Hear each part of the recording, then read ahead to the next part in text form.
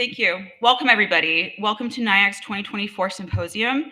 We're so glad you're here, and it's really great to see you all coming from all over the country. My name is Miriam Sabagi, the National Organizing Director. We're extremely thankful for you all who came from near and far just to be here with us today after what's been a very, I would say, eventful week. NIAC, for those who are new and don't know what NIAC is, NIAC was founded in 2002 to give voice to the Iranian American community, to advance peace and diplomacy, secure equitable immigration, and protect the civil rights of all Americans. We have an amazing set of panels with an amazing set of experts today, esteemed experts and leaders from all over the country who will be touching on different topics such as civil rights, foreign policy, the state of our democracy, and more. There's a lot to learn and discuss.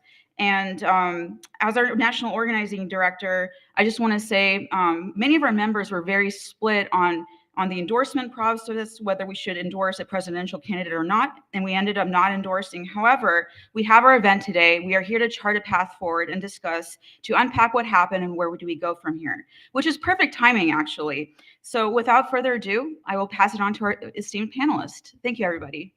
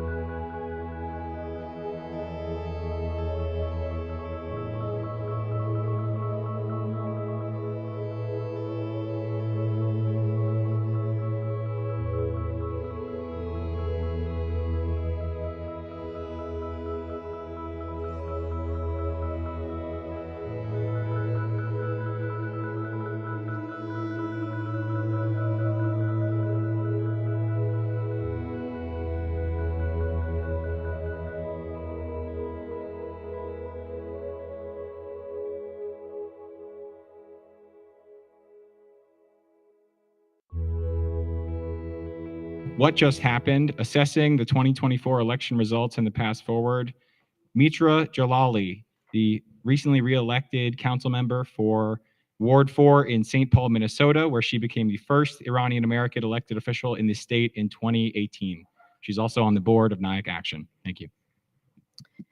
All right. Good morning, everybody. I'm really grateful to be here today with our incredible panelists. And we're here because we've had a week to process and unpack what we saw on Tuesday. And the purpose of this day is to really chart a course for our community. As Eitan mentioned, my name is Mitra Jalali. I am the president of the St. Paul City Council in my day job. I have a lot of responsibilities in local government, but it doesn't exempt me from being a full-time 24/7 Iranian American woman. And so I'm also here in my capacity as a human leader, as someone who worked as a congressional staffer during the Trump administration, fought the Muslim ban and the travel ban against our community, fought for people against their deportations, and saw what Trump did through the agencies, and also is now working as a local elected official, helping move our communities forward, even when the federal government is headed in a fundamentally different direction. So it's a real honor to be here today. I want to appreciate everyone for this space, and thank you to NIAC for this symposium. We're here today because, as we know, the 2024 elections are going to have a major impact on the direction of American foreign policy. We know that the future of civil and immigration rights and policies, and potentially even our democracy, are at stake. So we're here to unpack the results with this panel, which I'm going to give to our panelists in a moment the chance to introduce themselves. We want to really examine the electoral strategies and tactics and lessons that we think we can take from this. What it means for the future of the pro-peace movement and the movement for American democracy that NIAC is a part of. And then we also hope for this to be a free-flowing conversation from what we cover to really come to some realizations together. So with that, I'm going to have our panelists just briefly go around and introduce. If you could just say your name, your pronouns, the organization you're here with, but also a brief why else you're here as a person this morning when we all have so many other things to be doing. So I'll pass it to you, Lauren, to start us off. Go ahead.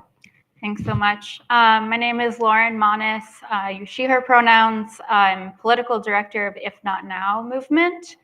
And I'm here because every single day I am absolutely horrified to be seeing our elected officials across parties use my Jewish identity and my people's trauma, and my own family history to enact genocide, to repress civil rights. The list goes on right now, and really to enact a really far right agenda. And a lot of learnings from the election around how we come together on an agenda of shared safety to strengthen a progressive agenda overall. So that brings me here. Great. Thank you so much, Lauren. Thank you, Mitra. Thank you, NIAC. And thank you to all of you for joining us today for this symposium. I'm Yasmin Taib. I'm the Legislative and Political Director for Empower Change Action Fund, which is an organization that was actually founded a couple years ago during Trump's first administration. It's now become the largest Muslim digital organization in the United States with over 500,000 members nationwide. A little about myself and what brought me here. I've been active in democratic politics for many, many years. In 2016, I was actually elected as the first Muslim woman and Iranian American to the Democratic National Committee. And for the past several years as a human rights lawyer, as an activist, strategist, I care deeply about fighting for civil and human rights for all of our communities, racial, economic, social justice, and it's imperative to me to make sure that we all fight, to improve the conditions of all of our communities. So I'm here today again with Lauren and my co-panelists, hoping to chart a new path forward and finding ways to continue to fight for all of our communities. Thanks so much for having us here today. My name is Tariq Habash, he, him pronouns, and I am the founder and director of A New Policy, which is a new lobbying organization working on finding new U.S. policy towards Israel and Palestine, recognizing that there are existing policies that are not working in America's interest or aligned with American values. And I think I experienced that firsthand when I was working in the Biden administration. And it was part of the political infrastructure of the Biden-Harris administration, working on education policy, leading a lot of the administration's racial equity work, regulatory agenda, budget development. And just from that perspective, seeing as a Palestinian American that despite my lived experience, despite my expertise, there was not really a willingness to engage substantively on the dangers of the existing policy and understanding what could be done better. And I think there were real ramifications for that in this election. I'm excited to talk about that with you all, and thank you to NIAC. Thank you. Thank you. My name is Abed Ayoub. I'm the National Executive Director of ADC, the American Arab Anti-Discrimination Committee. We're the country's largest Arab American civil rights organization. We're proud to work with NIAC on a number of issues, from immigration all the way to other domestic matters impacting us here. And I'm here like many of you. I mean, this election has really impacted our communities, and there really needs to be a path forward and really take check of lessons we've learned over the past year, and be honest with ourselves on where our shortcomings are and where we have to improve, but also understand the gains and the steps we've taken forward over the past year or so to prepare us for the next 4 years. Thank you. I'm really excited to lead us through this conversation. I'm going to work through the next set of questions that are really one by one at each of you, aimed at really getting at from the lens of foreign policy, human rights and civil rights, and then the base of the party here in the United States. How did we get to where we are? So Abed, I'm actually going to start with you. You warned in October of last year that the Biden administration's support for the Gaza war was going to cost Democrats significantly, and you were told by some in the party that some are convinced by the time elections roll around, Arab and Muslim voters will cool down and forget all about what's happening in Gaza. You warned they're mistaken. Now we're all here because there are so many theories these last 7 days, and will continue, about why Democrats lost, but it absolutely did not appear that the war in Gaza was forgotten, particularly in Michigan. So Abed, do you think the war in Gaza was a decisive reason for Harris's loss? And just speak from your perspective, the million-dollar question, why is Trump back in office? If you could start us off. Thank you. So I do think it was a loss, and I think the loss was due to the war in Gaza. And I think you have to go back to the first debate Biden had, and just ask yourself this: if Biden was up 10 or 15 points and he had a bad debate, it probably would have been brushed off as a bad evening or a bad night. But he was down in the polls, and he was down in the polls because of the genocide and what was happening. I mean, that set off, what we see now and where we are today. Many in the administration and the campaign ignored us. They ignored our concerns. We were there. We were on the ground in Michigan and other states, seeing what was happening. And even if you go back a little bit further, there were many people ready to jump ship and abandon. I don't want to endorse the abandon Biden Harris thing, but really just abandon the party, period, because of other grievances they had. But those were also ignored. They relied too much on consultants and folks not from these communities, and didn't take the necessary steps. And the reason Trump is in office is the campaign saw an opening. And it's not only with the Arab or Muslim community or the Iranian community or other communities. They really went in there to a lot of these cities. They had on the ground outreach efforts and a different type of outreach campaign than the Harris campaign had and the Biden campaign prior to that. So that's the main reason they're there. They out-campaigned them on the ground. They gave the voters what they wanted to hear. Now, whether or not they act on those promises, from the past few days, we'll see how that goes. But I definitely do believe the Gaza played a big role in why the Democrats lost this cycle. Kind of reacting to that a little too, I think that a top message to Arab and Muslim voters was, if Trump is elected again, there'll be another Muslim ban. And what you're talking about really connects for me. How can you be worried about a future policy like that when you are watching every day your community be destroyed? So you just hammered that point home very clearly. Building on that and kind of continuing to unpack how this issue manifested in the election, I want to move to Lauren and ask, so you've been heavily involved in your capacity, and like you talked about, to mobilize the American Jewish community and pro-peace allies to secure a ceasefire. But Democratic politicians largely rebuffed these calls, continued to send the government of Israel, Benjamin Netanyahu's right-wing government, billions in unchecked weaponry. And so my question to you is, what role do you think this blank check to Israel played in driving down voter enthusiasm among various Democratic constituencies? Like, we saw the rhetoric on one hand of, we are working toward a ceasefire, that constant refrain. But then there's the funding, and the funding is funding something different. So if you could talk about that from your perspective and how you think it affected where we got to. Love to hear your perspective. Totally. Yeah, so as if not now, we organize the American Jewish community to demand an end to apartheid and demand a future of equality and justice for all, both in Israel, Palestine, and in the US.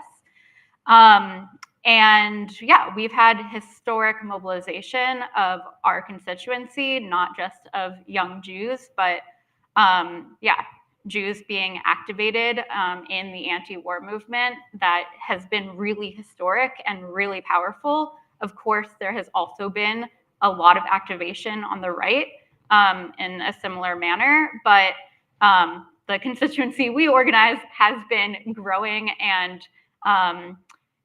we just like from personal experience as the political director, having to move our base into both the primaries work this spring and summer and the general election, it was really hard to make a case to turn out against Trump. And that is for Jews that are a very loyal, historically consistent Democratic voting base, and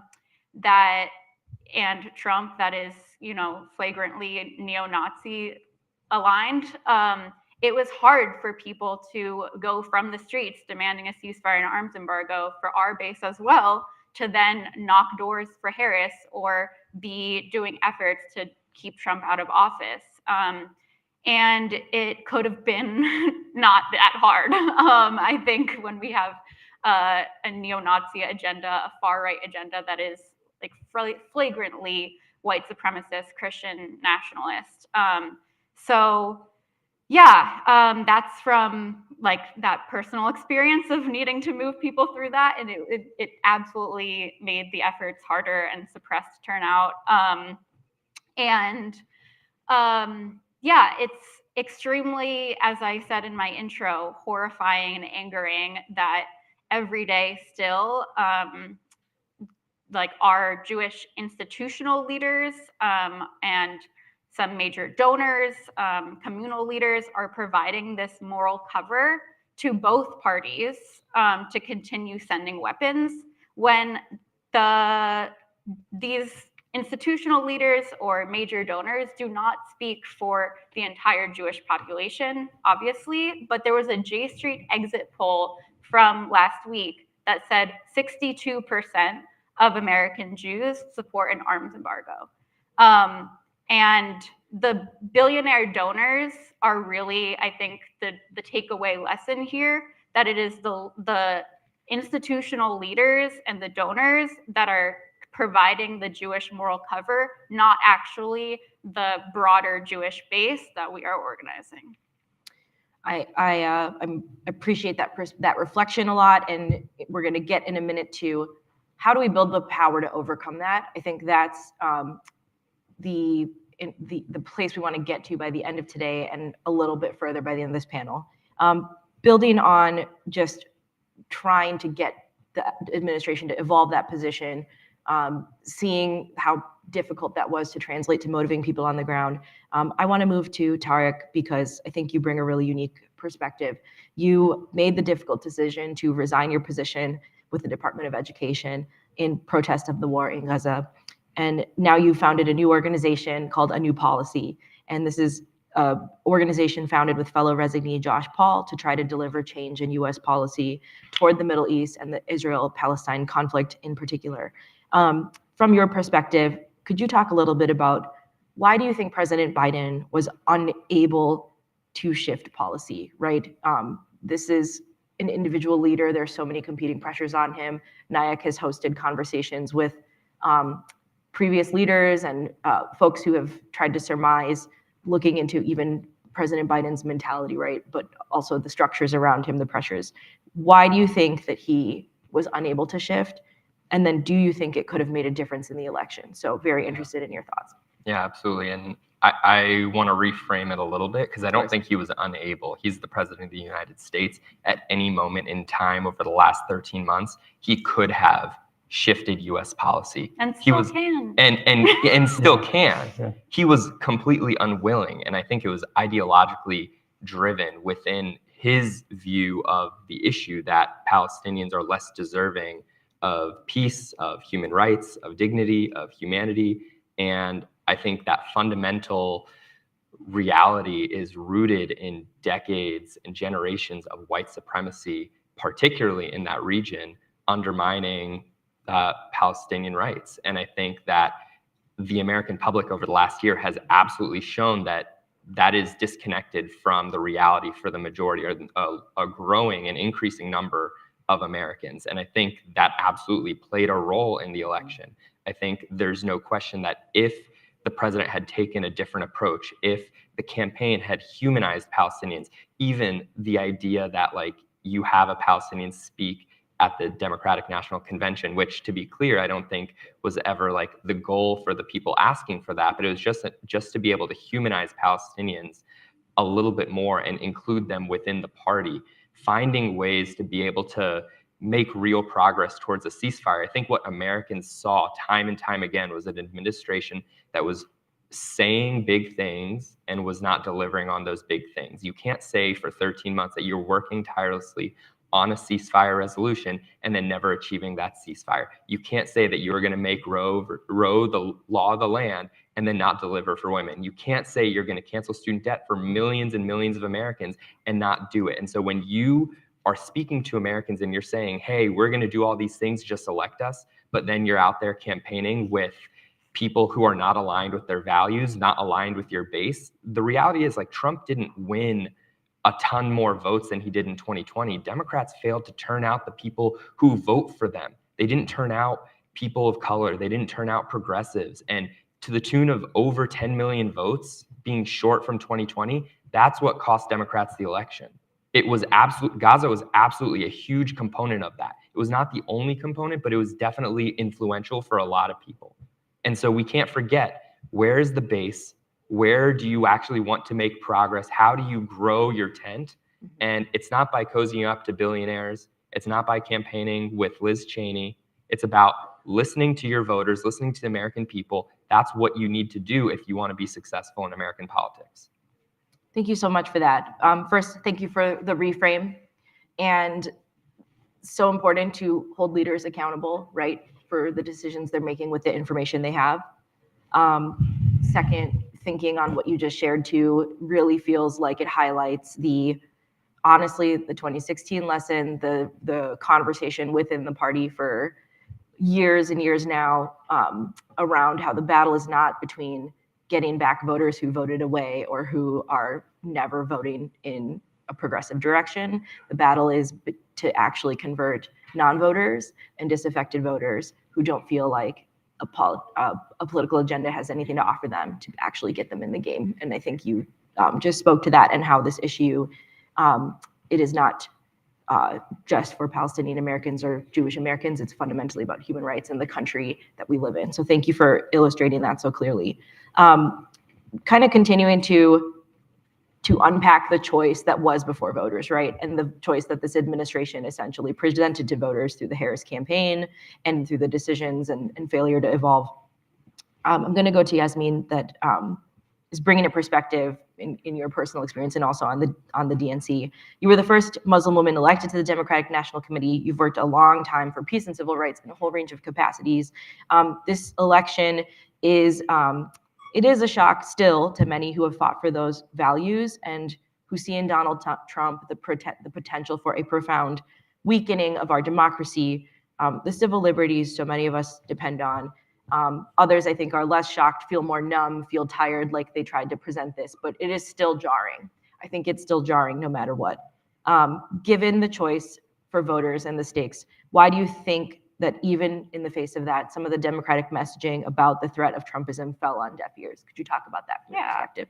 Great question. I think my co-panelists and Tarek have already touched on this a bit, but I mean, voters are emotional people. I mean, we right, like we go to the polls based on emotion. It's hard to turn out voters who are not, inspired by a candidate. They don't believe in a candidate. They're less likely to turn out to vote if it's, the choices, the lesser of the two evils. I mean, my own family did not vote. So I've noted I'm Iranian American.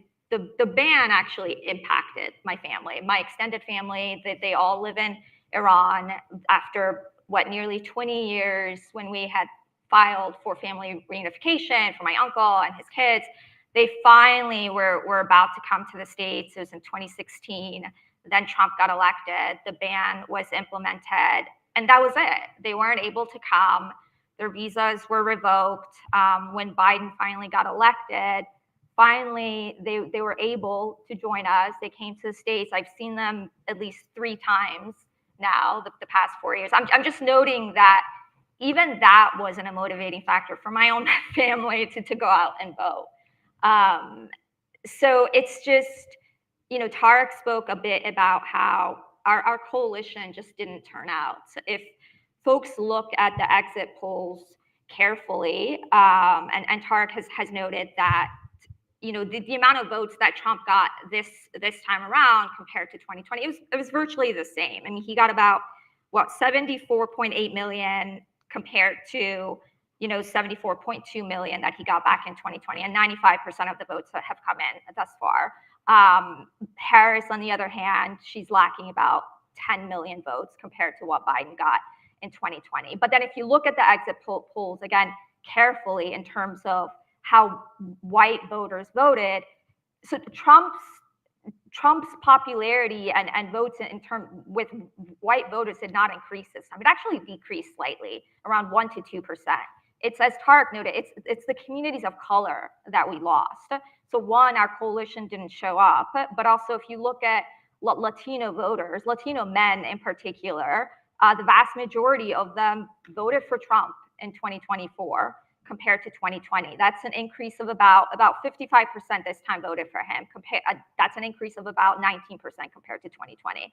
So it's just, we need to be honest about ourselves, about where we failed. Gaza, I definitely agree with my co-panelists that was a very important reason why a lot of voters, particularly progressives, young voters, millennials, Muslims, Arab Americans, our communities just didn't turn out. I mean, you can look at the votes in Michigan and Wisconsin in particular. I think Wisconsin as well, the number of folks that voted uninstructed, right? This was this campaign around pushing for an arms embargo and a ceasefire. More folks voted uninstructed than the margin that Harris lost in Wisconsin.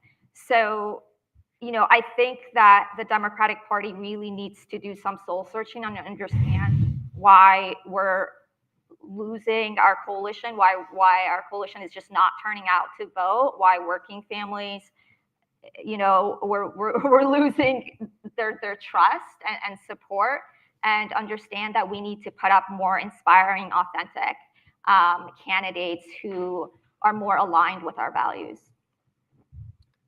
Thank you. And it underscores a few points for me that I think about in my work, which is, first of all, in my time as an elected official, a thing I've learned from just like mentors and people along the way is people don't expect you to win every fight, but they expect you to fight every fight.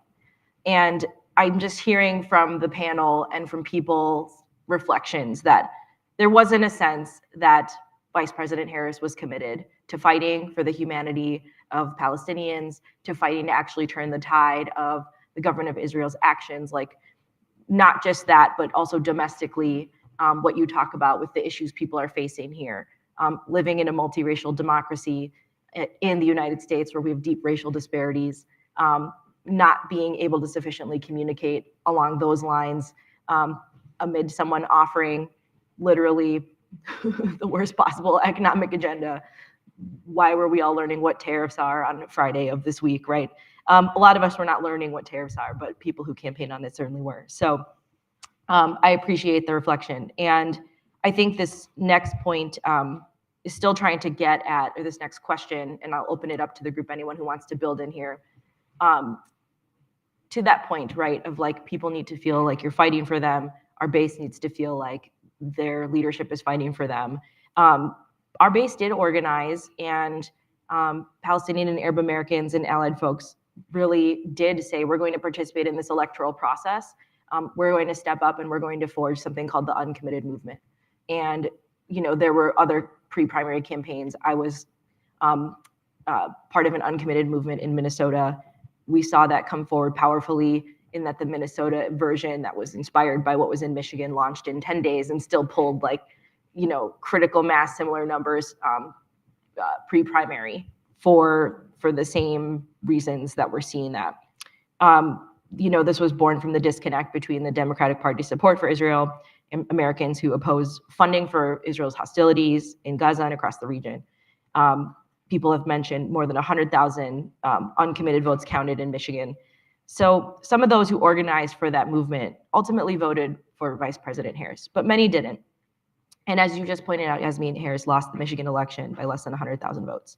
So the question I'm getting to, and I think you're all invited to respond as you want to, is why was the Harris campaign so unresponsive to the demands of pro-peace voices, including the uncommitted movement?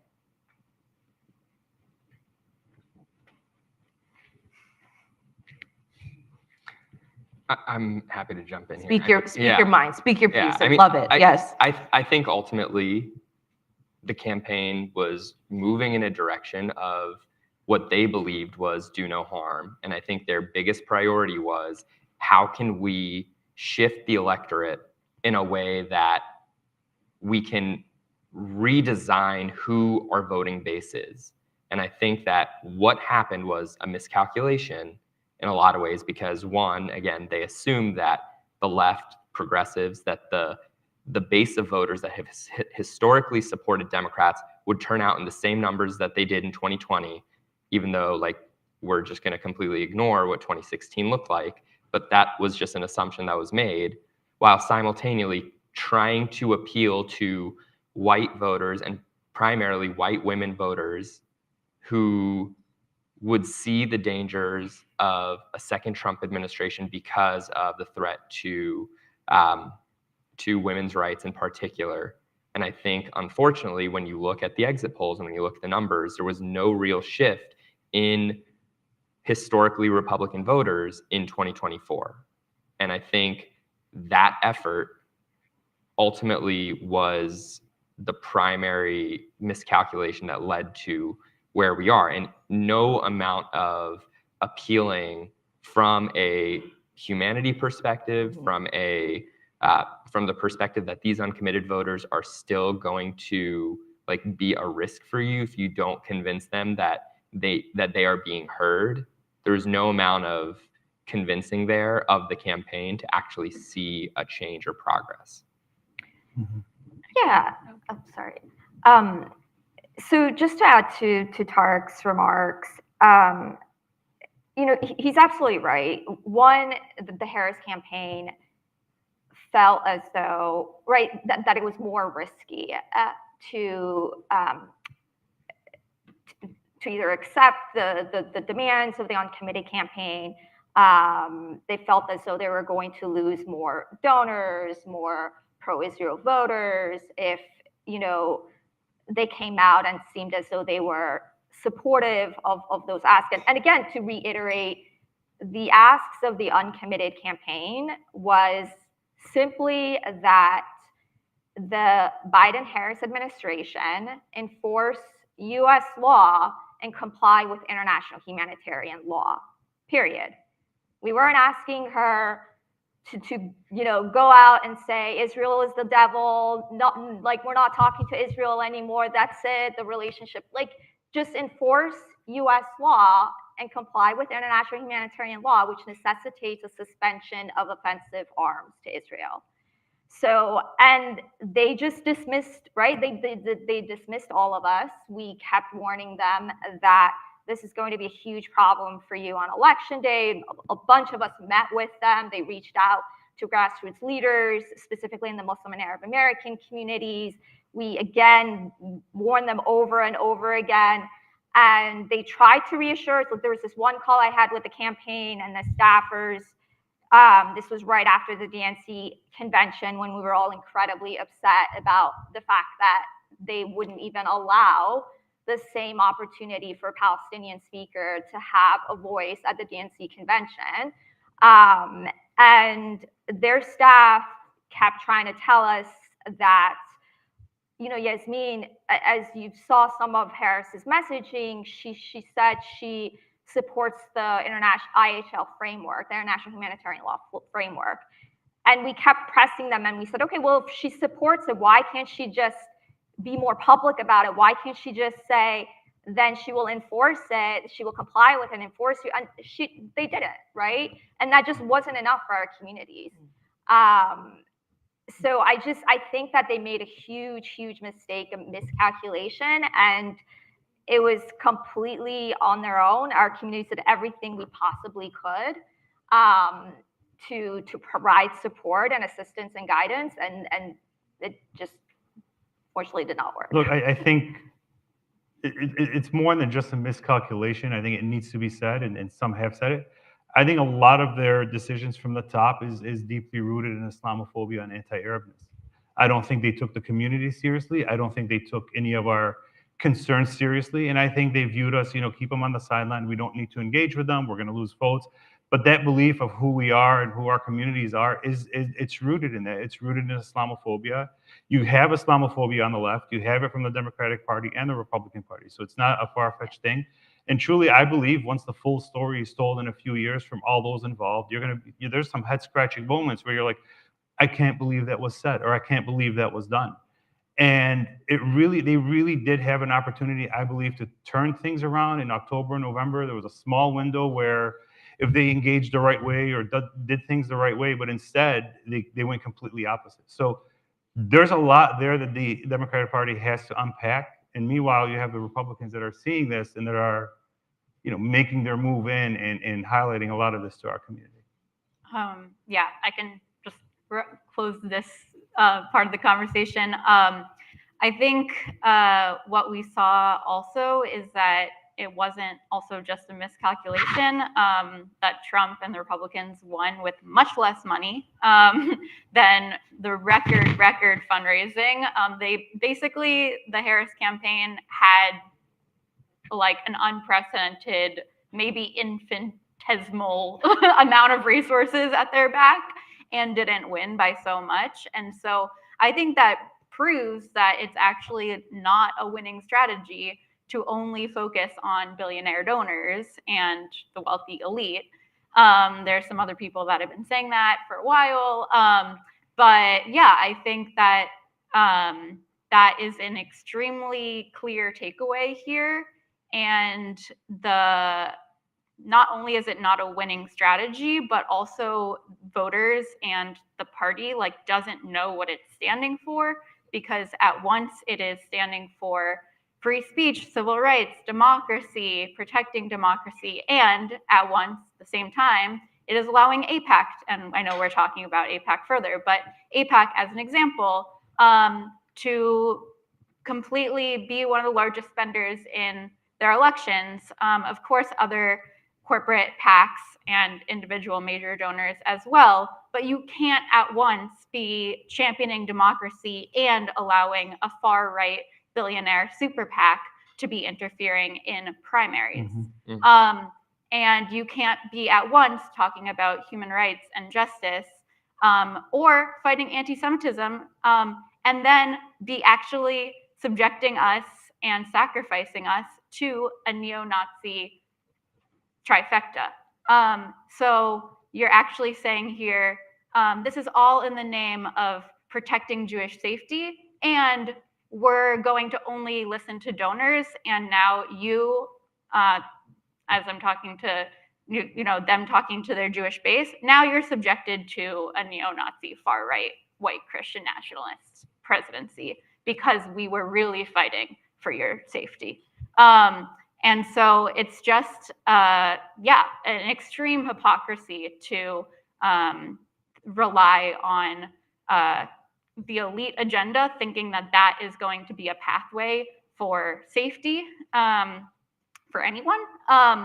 And I think the other thing here is that I don't want the takeaway of this discussion to minimize the importance of how much gain the uncommitted movement did make, and that the demands we were making, although they were seemingly very low bar of just please abide by the existing law, they do take many cycles and a long time to win, based on how much entrenched power, both money and the US imperial agenda we are up against. And so I think the uncommitted movement did show a sliver of the direction where we need to go, which is aligning the progressive flank and making it bigger and bigger with the labor movement, and really see an anti-war movement that is not just pro-peace activists who don't engage in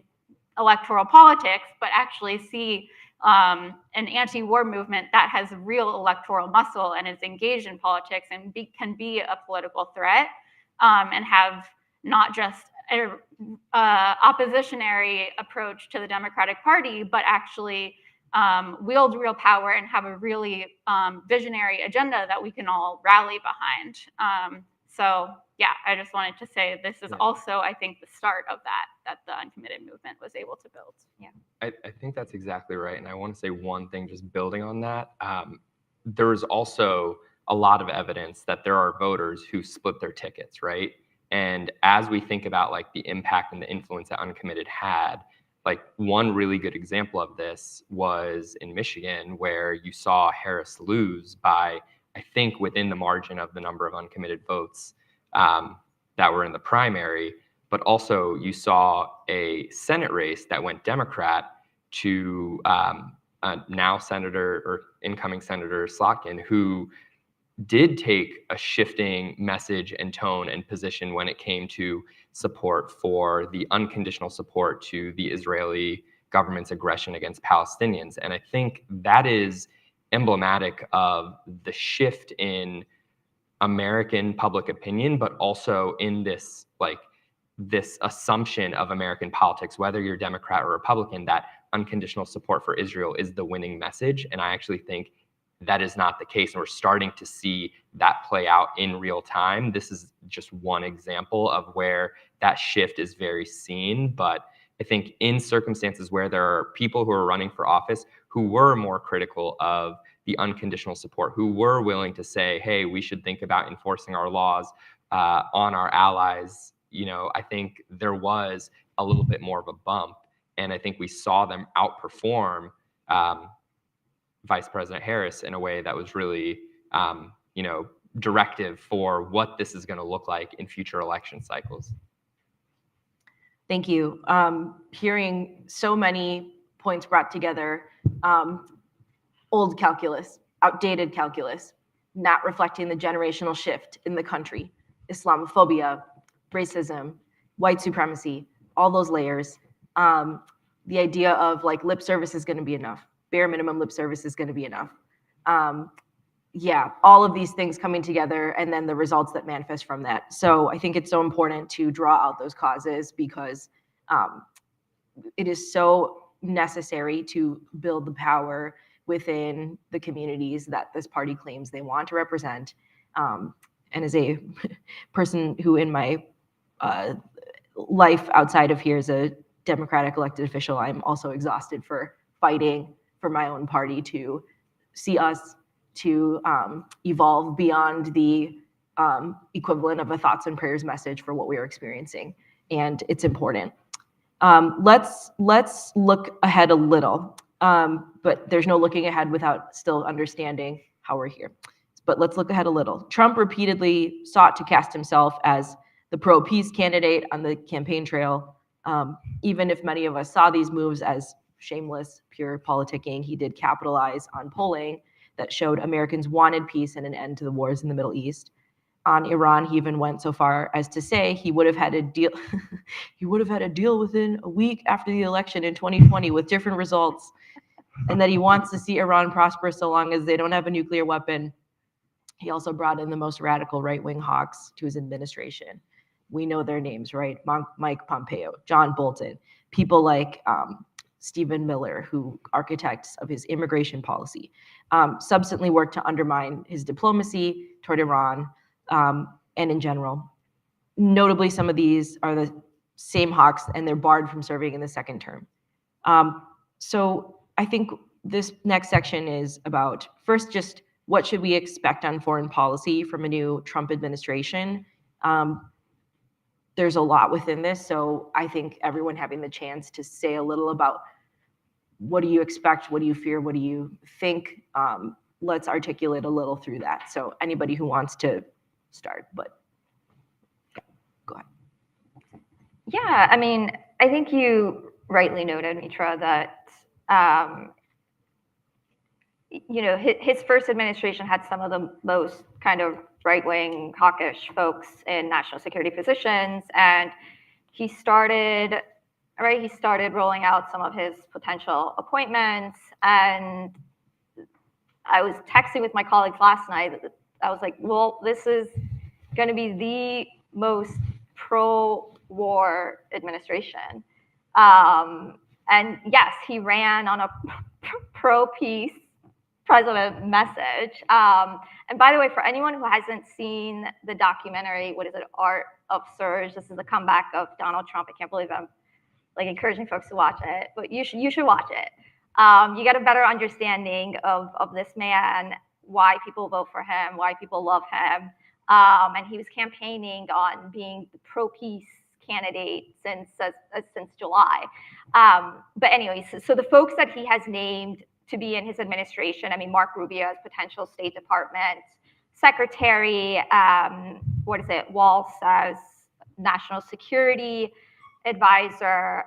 These are some of the most kind of pro-Iran hawk folks. I mean, Walz is very anti-war powers. He voted against any kind of war powers vote. He voted against the 2002 AUMF repeal. He supports a AUMF for Mexico. So apparently he wants us to go to war with Mexico. So, I mean, I'm incredibly concerned about prospects of U.S.-Iran relations. This is something I obviously care about. I have extended family there. So that's my kind of great concern. I'm also very concerned about what's going to happen in Gaza. I'm not hopeful. I'm going to punt it to Abed just to see if he has any additional thoughts. But, you know, I hope folks are kind of paying attention that, you know, this man might try to do everything he possibly can to get elected. He's, at the end of the day, he's a con man. He's going to say what you want to hear. And he campaigned on, you know, ending the endless wars and running on peace, and he's bringing in the war cabinet. So, look, and I don't see much of a change in foreign policy. I see an acceleration of American foreign policy. I'm a firm believer that regardless of who's president, there's an end game for this country, and whether they get to it in 4 years or they get to it in 10 years, I just think he's going to accelerate a lot, particularly in the West Bank, and the talk about annexation and the talk about settlements. And if you just take a step back and say, well, what was different when the Democrats were in office? I mean, we've been going down this path. It could have stopped, for example, the moving of the embassy, you know, to Jerusalem. Biden could have reversed it, but didn't. There were a lot of things the Democrats could have done, but they didn't. So I really believe all Trump would be doing is accelerating U.S. interests quickly in the region.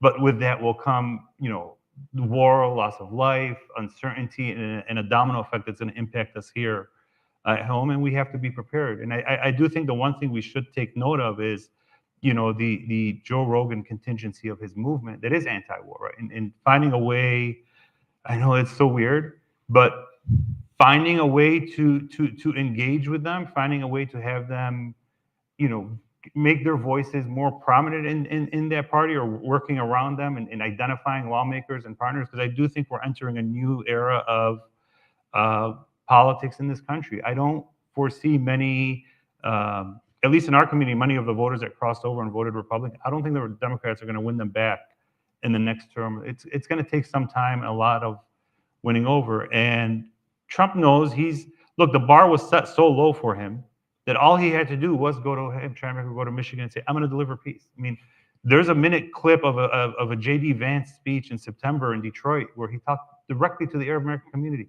How long have we been asking for the Harris campaign or the Biden campaign to deliver that same exact speech? It was a low bar. It was only words. And had the Democrats given those words, I think it would have been differently. And I think a lot of people know it was only words. And if you talk to the voters in Michigan, they're like, yeah, we know it, but at least he said it. But moving ahead, it's going to be, you know, it is a very pro-hawk, pro-war administration. I don't know how much he's going to, you know, he's going to rein those folks in. But, you know, Marco Rubio as Secretary of State and these other folks coming in, it does pose some trouble. And we're going to have to look at some new partners and folks to work with to kind of like minimize the damage that's coming our way. Yeah, I mean, I'm not optimistic, but to Abed's point, I don't think that the region in particular, the Middle East, Israel, Palestine, I don't think that the outcomes are going to be largely different if it was Trump or Harris. And I think that is emblematic of where U.S. politics are today. But I also think that no one really knows what's going on in Donald Trump's head. And I think the thing that will probably signal the most to us about what the direction of his new administration is going to be is personnel. People are policy, and that was true for the Biden administration. That's going to be true for the Trump administration. And I totally agree. In 2016, it was an extremely hawkish administration, but there were also some isolationists in there. And we've only seen a couple of announcements of possible personnel who are going to be in the new Trump administration. I think there's still a lot more to see. I suspect they're going to be increasingly hawkish people and some isolationists. And I think that the future of how US foreign policy actually looks is going to change, because ultimately Trump doesn't often have people that stick around for that long. He likes to fire people a lot, people leave a lot. And so anyone who says that they know with certainty what our country's foreign policy approach is going to be, I don't think any of us really know for sure. And I think it's our jobs to continue doing the work, to organize, to communicate with our communities, to keep building, because that is what we actually have control of. And I think being able to do that work for as long as we are able to do it is the most important thing.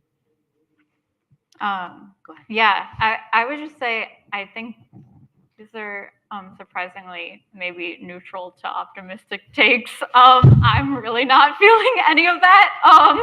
I think the difference that I'm really holding is on the ground here, and movements that are able to make marginal gains. And I think although we weren't able to tip the scales against the US imperial agenda, against the corporate money and billionaire interests in this last year, or under Biden administration and the Harris campaign, that if there was another Democratic administration, we could probably make more gains, or would try new tactics, or who knows? But that is not the case. And I think our movements here, our anti-war movement that is growing and will continue to grow, is going to be extremely under extreme repression. That is already indicated. A bill in the House right now, and that's a GOP House, but under this administration. And I think everything we're seeing from the appointees, or the announcements of the appointees, the campaign, is that social movements and all dissent is going to be punished, that the police forces and all forms of just right-wing repression is going to be taken up many, many notches. And and I know many of us are pretty grounded in the Project Esther agenda, and I think that is we have no indication that that will not guide their policy. And so although that's not instrumentally changing US foreign policy, as you all said, I think it is dramatically changing the role that our civil society can have in having some form of pressure on it. And that, I think, is where there's going to be the most distinction and contestation that I'm quite fearful and angry about. So there's so much to contemplate going ahead with respect to foreign policy. There's his alignment with dictators. There's his instability, the personnel being policy, all these pieces coming together. And one thing for certain that I'm grateful for is National Iranian American Council's role in tracking that, monitoring that, and also helping us continue to forge a strategy in this uphill battle to advance the rights of our community, to stand for and be an unapologetically pro-peace voice in a way that matters for our base and our constituents. So let's talk about how we're going to try to shift the power, and then I want to get us to a place where we can interact with our audience. So Justice Democrats launched a Reject AIPAC coalition. This is a coalition of progressive organizations. NIAC Action is a part of that. It's meant to counter the American Israel Public Affairs Committee, AIPAC, and its affiliated dark money super PACs. Lauren, I know that you did work within your organization as part of this coalition, and many people on this stage are a part of that or otherwise supportive or aware of it. Can you talk about the role of AIPAC in the 2024 election, right? So looking at the targets on congressional leaders' backs, looking at where they were spending, the messages that they were putting out, just how did they participate in this election? What were the outcomes of that? What was their role? Yeah, well, I think a lot of the themes that we've already talked about are present in this answer as well. But just to say, AIPAC spent, did everything it could to take out the anti-war progressive champions, and progressive champions both on domestic policy and foreign policy. And yeah, spent record money. It was, I think, up to $15 or $20 million for Jamal Bowman, and then a relative proportional amount in St. Louis against Cori Bush. And what they did was a similar thing to, the analysis of the Harris campaign and Democratic Party letting AIPAC interfere at all, which was suppress the progressive vote and suppress, a belief that the party is fighting for us. They took out some of the champions that are most rooted in our communities, are most rooted in our movements, are most worth fighting for rather than against. And the party just allowed that freely to happen. Luckily they were not successful in taking out Summer Lee. And what the exit polls showed is that Allegheny County, where Summer Lee represents in Pittsburgh, was an outlier in the rest of Pennsylvania for turnout for Casey and Harris.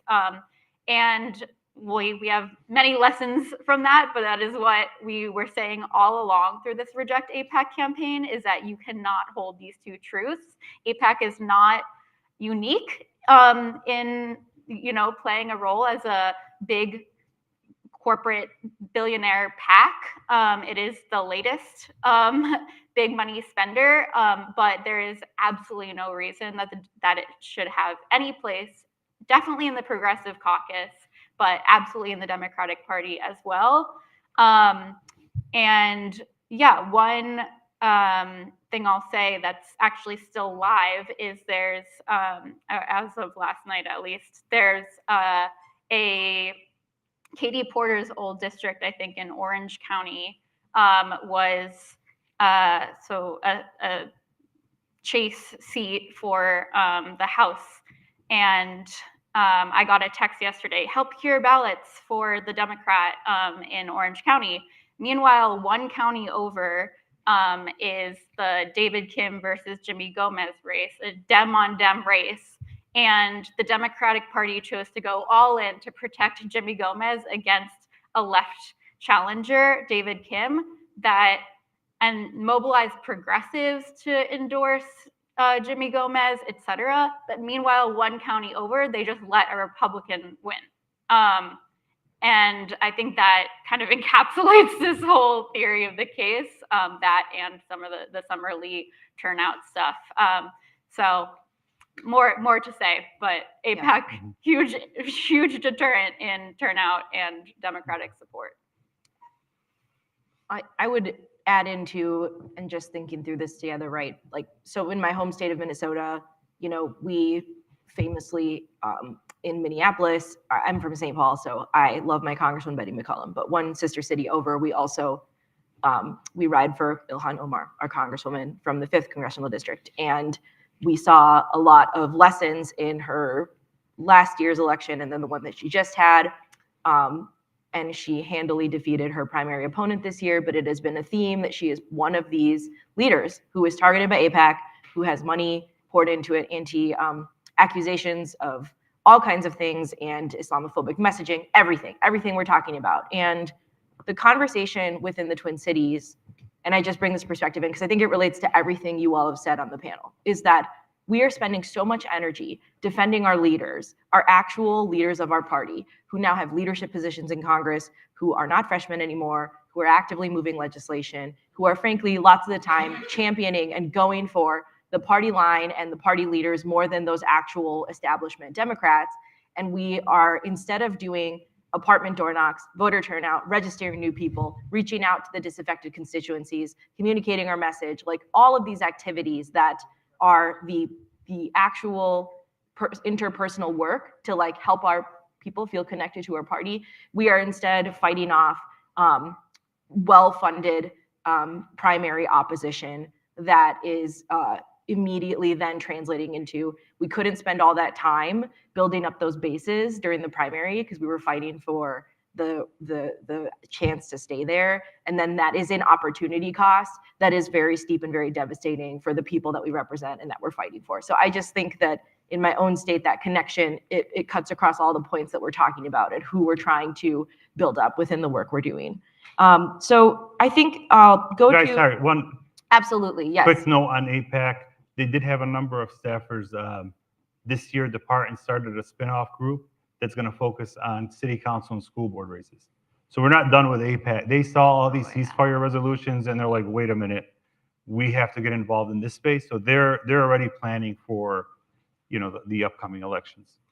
And it's really, again, about the opportunity cost, right? As a local elected official, I am responsible for helping my community experience safe and affirming local city services, the infrastructure that working families depend on, parks, rec centers, libraries.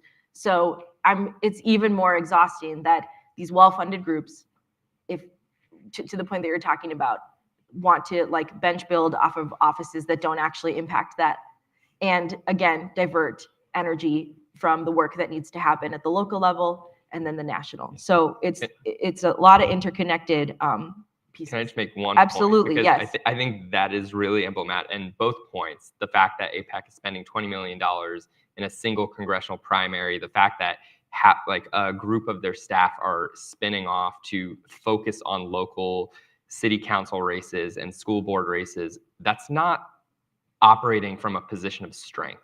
That is operating from weakness. That is seeing the world shift under your feet and you having no control. And so you can have hundreds of millions of dollars that you're spending in an election cycle. That is certainly power, but that is not operating from a position of power, because at some point, the American public opinion and the growing number of Americans that are voting on these issues are going to say, like, it does not matter how much money you have. You can have $1 billion like Kamala Harris for your election and still not win.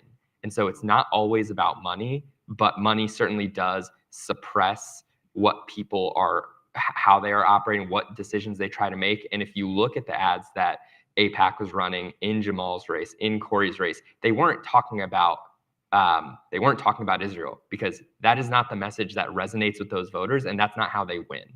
And so it's really, really important to recognize that they're attack ads, that they're going after those elected officials, those progressive leaders in their communities, to undermine their perception within their communities. And they're primarily doing it for elected officials of color. And I think that is a really, really important point that we all have to recognize. Mm-hmm. And I think it's so important to parse each race, each district. Like these leaders, they run in all different types of districts. People reflect their constituents, but it's important to get at what's going on and look at the trends. And I think that's a really, really salient nuance you just brought to it. My now Attorney General, former boss, Keith Ellison, would say, they have the money, we have the many. And I think that to your point of money isn't everything, but it does matter. It's important that we are always focused on the many, always thinking about how we're communicating to our many, because we are not going to have the resources to actually build a different reality. So to that end, I'll ask this question to the group, and then we'll start to take questions from the audience. So audience, you need to have questions, so think about your questions.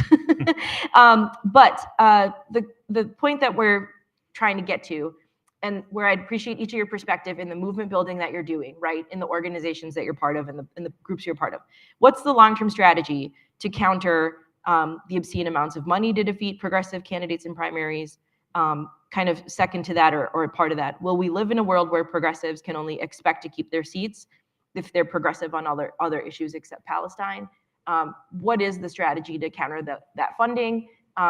What do we need to be doing? Messaging, financially, other, speak freely, speak from your perspective, but would love for everyone to get a chance to speak to this, and then we'll go to questions and other points from the audience they want to bring in.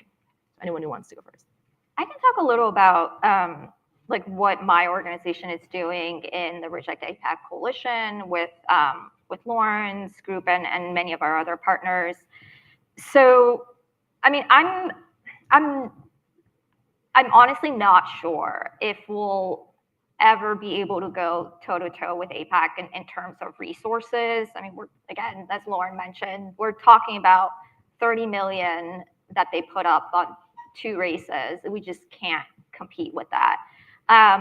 But what we're trying to do strategically in this coalition, and it's about close to, I think, 24 national progressive groups is we're trying to coordinate on messaging. We're trying to make the most of our limited resources. I mean, this cycle in particular, we have seen so many different kind of PACs and super PACs form within the Muslim and Arab American communities. And a lot of these groups, the folks weren't talking to one another. So I had donors, like major donors in Virginia, that would call me up. They wanted to start a super PAC, then they wanted to send money, I don't know, to some random race, and I was like, please don't do that. Please, why don't we talk about the Reject AIPAC coalition? Can we coordinate with Justice Democrats and some of our other partners? So I think, you know, this is a great opportunity for us to kind of take a step back and think about, you know, how we move forward and how we can be more strategic and coordinated. We have, as Lauren noted, and Mitra, as you noted, you know, they may have the money, but we have many. So we have a massive community of supporters and grassroots base that we need to make sure that they're activated, and we need to be more coordinated. So that's what our organization is going to be focusing on. And part of the Reject AIPAC coalition is we're trying to make AIPAC toxic in the Democratic Party.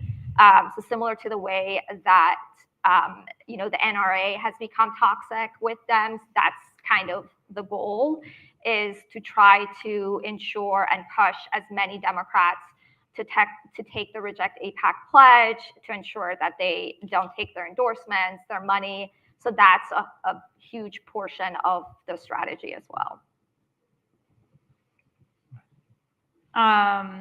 Yeah, so I think I'm trying to categorize my thoughts. I think maybe 3 different ways of moving forward. I think, and I've mentioned probably all of them already. One is building a much larger anti-war movement that challenges the U.S. imperial agenda. I previously was led Sunrise Movement's political work and kind of led the work from envisioning the Green New Deal to passing the IRA. And I think there's a lot of ways that we cohered a very, very big tent, big enough to get significant policies and money out the door. And it's not exactly analogous at all, but I don't think we have a tent nearly as big enough or visionary enough on the direction of like the Green New Deal and what that could look like for the future of a US foreign policy. And so I think we need something like the Green New Deal for foreign policy, something that actually unites us across a very big spectrum that's not just the Democratic establishment elite's vision of what needs to happen. And we can work on that in the minority, hopefully. And yeah, so that's one route. Second route is we should not come up to 2026 and still have any members of the Progressive Caucus who receive money from AIPAC and see AIPAC as a legitimate actor. And so that's a pretty straightforward, tangible thing we can do. And that is not about purity politics or creating a marginal caucus. That is about having the Progressive Caucus have a survival strategy for the Democratic Party and actually take real leadership on the direction it needs to go. The third thing is doing Jewish communal organizing. So that's something, if not now, is deeply committed to.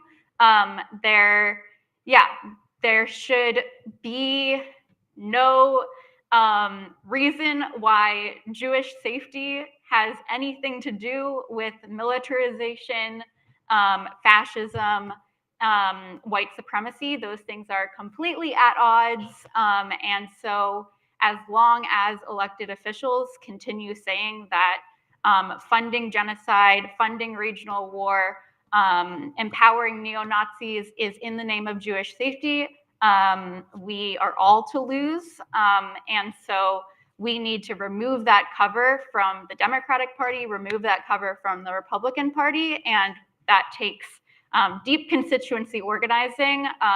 So a lot of the communities are moving there, but haven't yet moved the institutions. And so that is our work to do.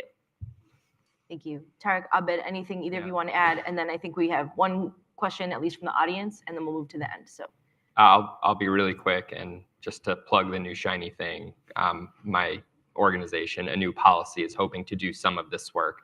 But I'm going to hit 3 really quick points: discipline, prioritization, and coordination. In terms of prioritization, there's so much work that needs to be done and can be done, and it's really important that we take this time now to prioritize the absolute most important things that we can be building towards.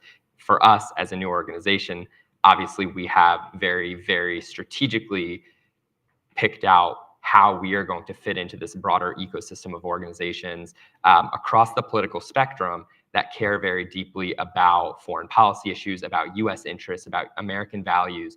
And I think doing that in a way that can communicate to a broad constituency of Americans, regardless of their identity, regardless of their political affiliation, regardless of what generation they come from. I think that is really, really important, being able to plug into this ecosystem, like I said, of other organizations that are doing really important work at a micro level on Palestine and Israel, and at a macro level, thinking about American imperial interests. All of that is really important. When I talk about discipline, this work is not flip on a dime. Like, this is going to take years and years, and we have to be disciplined in staying true to the prioritization of each of our collective organizations and being able to continue building on that work. And then the last piece being coordination, building that pipeline between the organizations that are doing this work down to the grassroots, to our members of Congress, so that there is a clear, concise message that is reaching people where they are and reaching our elected officials, so they can actually hear from real Americans about what it means, what their constituents truly care about on these issues to be successful in the long term. thank you. Go ahead. I'm going to be real quick, and it's from an institutional perspective, because we have started doing this. I mean, the first thing we're doing, and we're putting out there for the institutions, I know some may not like this, but we cannot have party representatives in our organizing spaces. With all due respect to, like, Justice Democrats or this Democrat or that Democrat, when the institutions are together making decisions, it needs to be truly from the community and not pulled into party politics. And we need to keep the lines open with both parties moving forward. Like, we can't have a situation where there's no communication or no contact. We need to strengthen our institutions, put money in them, back them up, make them strong. For us, we're shutting down a lot of what we're doing here, and we're moving back into the city. So we're already moving into Anaheim, into Dearborn, New York. We're opening these offices now in different states, because this is where we need to be. We need to hear our community members directly, not only online. And third is economic empowerment is a very important tool. There's a reason Trump won Dearborn with no concern. Dearborn has $9 billion a year of peer-to-peer transactions. We're recession-proof. We're our own economy. Trump could say and do as he pleases on the economy and with his threats or Canary Mission or whatever. The folks there are not concerned because they're economically stable. They have the economic empowerment component, and we have to invest in that. And that we have to let our people feel comfortable, give them the finances, give them the tools, give them what they need to then again reinvest into organizations like NIAC and ADC and Empower. So it's truly all connected, and we have to start looking at these ways to strengthen ourselves, as communities together moving ahead. Thank you. Let's go to audience questions around. We've heard a lot this morning. We've heard a lot from our panelists. I want to make sure we can open this discussion up. So I'm looking to Mariam. How do you want to facilitate Q&A? Just pass the mic around. Okay. Yes, thank you so much. I will be handing the mic to people who want to ask questions. However, our time is very, very limited, so I'll just allow for 1 or 2 questions, and then we'll adjourn. Hi, I'm Laura. I'm a NIAC member from DC. So my question is kind of related to the last points people made about kind of mobilizing across our community. We have the many, we need to coordinate across groups. I'm wondering if that can be elaborated on a little bit. So for example, I love that everyone's talking about ceasefire and Palestine and how that's interconnected with other elements of the Muslim community. But as a NIAC member, I've also been surprised to see how a lot of Iranians and Iranian Americans do not see Palestine as an issue related to them. And that's something you see, I think, across a lot of different pockets of the Muslim Arab community. There are a lot of Iranians who are actually would identify as Zionist for various reasons, and there's kind of a lot of divisiveness, I think, for certain groups. So any more kind of specifics on how do we kind of bring those communities together to unite the agenda? Thank you. I think if I could, I don't know if I'm allowed to, but like I guess your question resonates with me a lot too, as someone who has had these conversations with my family. And I think that what we have the opportunity to do, and this conversation is helping build that, is like there needs to be, and that there is, but we need to expand a shared analysis. So why is it not actually good if one group is picked off and the other isn't? Like these are like literally just fundamentals of multiracial democracy and movement building. And I'll go to you. Yeah, I'm happy to talk about this, and I think we all looked at each other because we're all like thinking, and it's such a great question. I think in a lot of ways, Palestine and what is happening is a signal for not just the region, but so many different issues that we care about, whether it's environment, whether it's healthcare, whether it's civil rights. And I think for that reason, it matters to so many different people across different constituencies. And for people who don't see it resonate, I think it's really important for us to absolutely have those conversations. But when it comes to the coordination across organizations, the collaboration, I think it's really important that we recognize that we could be in a moment where all of our communities become vulnerable in the same way that Palestinian Americans like myself have felt over the last year. And the solution is not to go back just to our collective communities and try to protect ourselves. It's about collective and shared liberation and working together and recognizing that all of us are in danger, and being able to build on that community, because the reality is that this could happen to any one of us. And right now it's happening to Palestinians, but that doesn't mean that that's where it's going to end. I'm looking to our event organizers on what's next. Okay, so I think that is the end of the time we have for this discussion, but we have the rest of the day to unpack this. Could we have a round of applause for our amazing panelists? Yes. Thank you so much, Mitra. Everyone will be taking a short 10-minute break. Thank you to the 800 plus folks joining us online as well.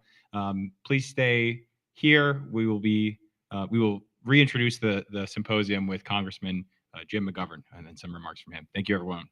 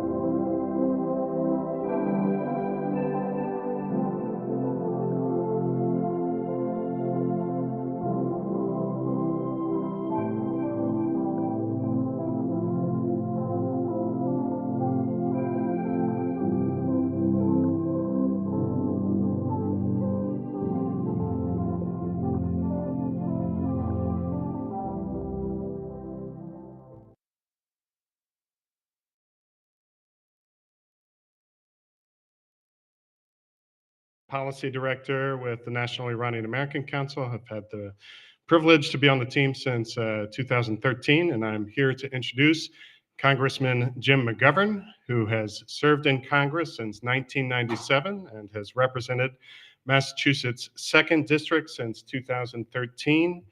A Democrat, he has long pursued an agenda of bipartisan collaboration, transparency, and progressive policies. He is also the ranking member of the House Rules Committee. Representative McGovern has an excellent record in Congress, marked by a consistent, outspoken commitment to upholding global human rights from Latin America to the Middle East and beyond. And as part of his work, he is Democratic co-chair of the Tom Lantos Commission on Human Rights. Representative McGovern has historically supported diplomacy and de-escalation with Iran, from the 2015 Iran nuclear deal to current hostilities between Iran, Israel, and the broader Middle East.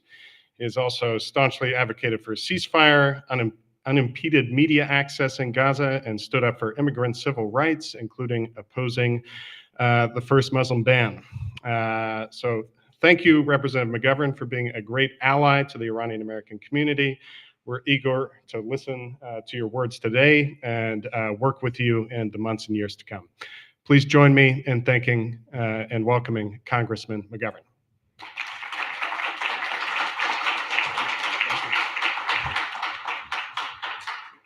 Well, first of all, thank you, Ryan, for the introduction, and I want to thank all my friends in NIAC for all that you do and for inviting me to say a few words this morning about what might happen under the next administration. I wish I was here earlier so I could have heard the first panel on the elections, because maybe they had some answers to how we arrived at this moment in our democracy. I'm somebody, I'll be totally honest with you, who didn't believe Donald Trump could be elected the first time, let alone return to office this second time. Clearly, I was wrong. Maybe I didn't learn some of the lessons at the first election, but I don't think I understood the depths and the breadth of the warning signs flashing throughout the country that brought about his return. So it is humbling that you're interested in my insights and thoughts about the future, and particularly how a second Trump presidency might affect each of you, our Iranian American friends, colleagues and neighbors, and U.S.-Iran relationships. Somebody asked me as I walked in here, how you doing after the election? How you sleeping? I says, I sleep like a baby. I get up every 2 hours screaming. I will be honest with you. I am disappointed, and I'm heartbroken by the election. And, I've been in situations before where things didn't work out quite the way I wanted to. But what makes this one heartbreaking to me is because Donald Trump told everybody who he was. Everybody knew who he was. The bigotry, the anti-immigrant rhetoric, the anti-woman rhetoric, the militarism, the bigotry, the racism, and the vulgarity on the campaign trail. And yet he won not just the Electoral College, but he won the popular vote.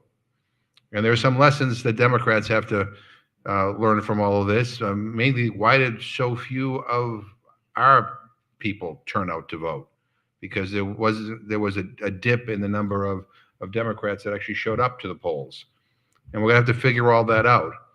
But the one thing I do believe is that when all is said and done, this may have been a election decided on perception of Joe Biden, and on maybe we didn't get the message out clear enough to as many people. But I don't believe our message is inherently wrong. I do believe that we need to respect everybody in this country. I do believe that we are a nation of immigrants and we should celebrate that. I do believe that we should be seeking to end wars and to promote reconciliation all throughout the world as the best way to strengthen our economy, but also the best way to achieve world peace. But as this election demonstrated, we are a deeply polarized nation. And under such conditions, it is easy for rhetoric and policies to target, stigmatize, and dehumanize certain individuals and groups. This can range from judges upholding the law and NGOs fighting for people's rights to immigrants, Muslims, women, and the LGBTQ plus community, and racial minorities. And democracies that have significant pernicious polarization often fall into authoritarianism. And I think one of the things that we have to reckon with is that we have never come this close to moving in the direction of authoritarianism as we have at this moment. I mean, democracy was on the ballot.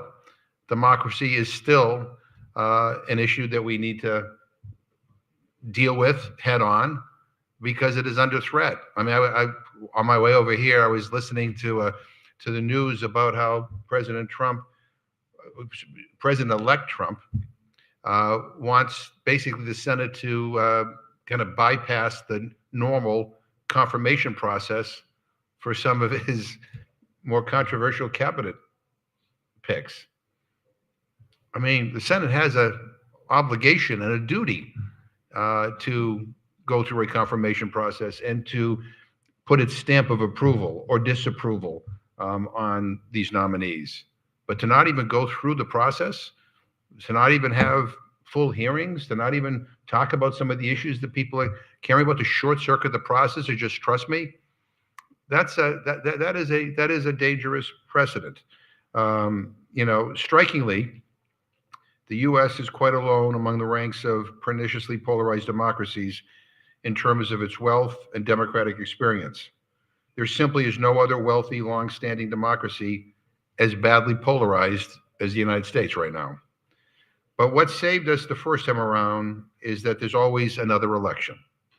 And what can help lessen polarization is to strengthen democratic reforms and institutions that provide incentives for people and government to work together and to find solutions that help the common good and to help address the economic hardships people are still experiencing across the country. I think it is really, really important at this time for all of us to use our voices, to not retreat, to not pull the shade, to not shy away from topics that may be viewed as controversial. I mean, you are all one of the guardrails. We can't count on people in the administration, like in the first Trump administration, to say, hey, we have a thing called the Constitution. You can't cross this line. Trump learned his lesson that he has to appoint people that are totally loyal, not to the Constitution, but to him. And we can't really count on Congress with a Republican-controlled Senate. And there's always a chance that we can pull off an upset in the House, but it's looking like it's very possibly looking like that the Republicans will maintain control of the House. So we can't count on those guardrails. We can try to appeal to moderate Republicans to say, hey, you got to use your voice and you got to use your position to stand up, for what's right, and to stand up against what is wrong. We'll see whether that will work. But the other guardrails we have are are citizens of this country being more engaged than ever, a press that hopefully will stop sane washing all of the extremism of Donald Trump and actually start reporting the facts and also reporting the injustices that we know will be coming in the coming months and coming years. So, we have a lot to do, but the worst thing we can do is to retreat. And so, I think that again, that we don't have a situation with the incoming administration where we can actually be assured that there will be people pulling him in and making sure he doesn't go overboard. In fact, when you look at some of these people he's appointing, the person who's going to be in charge of his mass deportation policy, or Stephen Miller. I mean, these are people that are not just conservative or not just right wing, but are way, way, way, way out there, are way, way out there.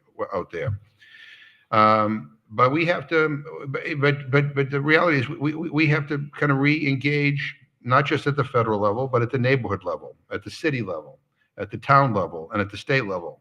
We need to listen to one another, and we need to work together to find common solutions. As for national policy, my thoughts at this moment are to prepare for the worst, mobilize to oppose or obstruct it, broaden our own coalitions, and get ready to resist. It's easier to resist if you know your friends, neighbors, community, city, and state will stand up and support you. So prepare for discrimination, prepare to be stigmatized, prepare to draw upon the strength of coalitions you have invested time and thoughtfulness in building. So this is a scary moment. And I say that not to depress everybody. I just, that's the reality.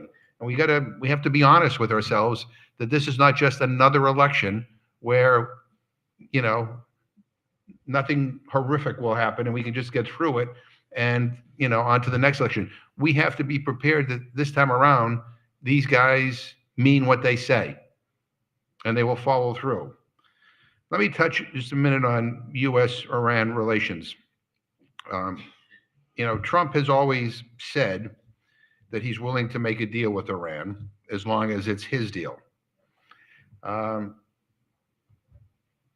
of us know what that means, but if I were Iran right now, I would listen to that. I wouldn't ignore the invitation, you know, and see whether there is a deal to be had. And if it is, no matter what it is, say it's his idea. Make him feel like he's responsible. I mean, play to his ego.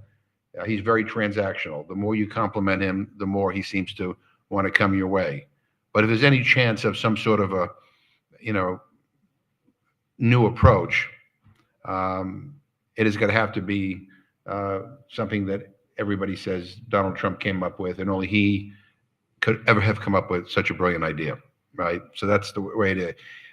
It's unclear what Secretary of State, soon to be Marco Rubio, what role he will play in all of this. But my guess is that all of these people in his cabinet will soon find out that the only game in town is Donald Trump. And if you don't jump when he tells you to jump, you're out. And if there's not a deal to be had, I think what we can expect is that we will see a return of the maximum pressure policy on Iran, only more so. We will see more sanctions, especially in the financial, oil, and shipping sectors. Trump's approach to Iran is also likely to be colored by the knowledge that Iran's agents tried to assassinate him during his campaign and targeted his former top national security aides after they left office. And President Trump is far more likely to give Benjamin Netanyahu a green light without restraints to do whatever the hell he wishes in Iran. Hopefully, so long as it doesn't endanger U.S. troops in the region, but I can't guarantee that that will be part of the discussion. And I'd also like to note that the pro-Israel bipartisan coalition in Congress increased in the House and in the Senate as a result of this election. Brian Hook, who oversaw Iran policy at State Department in Trump's first term, is now in charge of the Trump transition for the department. He is widely expected to receive a top national security job in Trump's second term. During the first term, he championed the maximum pressure campaign. He's a firm believer in squeezing countries until they scream and in applying more sanctions. I think the perception is that Iran is in a position of weakness right now, and there's an opportunity to exploit that weakness. I don't believe that such gloomy predictions come as any surprise to NIAC and its membership. And I think we have to do a better job of trying to educate even some of people who have not, up to this point, been very sympathetic to any of the concerns that many of the people in this room have raised about the fact that we need to have a foreign policy that is a little bit more sophisticated than just blanket sanctions. because at the end of the day, what blanket sanctions really do, as you all know, is they don't really hurt the people who are calling the shots in a particular country. They hurt average people. They hurt regular people. They hurt the very people that, quite frankly, we are counting on to, provide a better future in places like Iran. It's really kind of simplistic. I guess it makes members of Congress feel good, and it makes the administration feel good that you can say, I'm just cutting everything off, and everything is black and white. But as you all know, life is not black and white. Life is gray, and so we need to help try to introduce people to some of these nuances. But I want you all to remember, you do have friends and allies in Congress who will rely on your insightful information and analysis, and who are proud to have you as constituents. And we're counting on you. We need you now more than ever.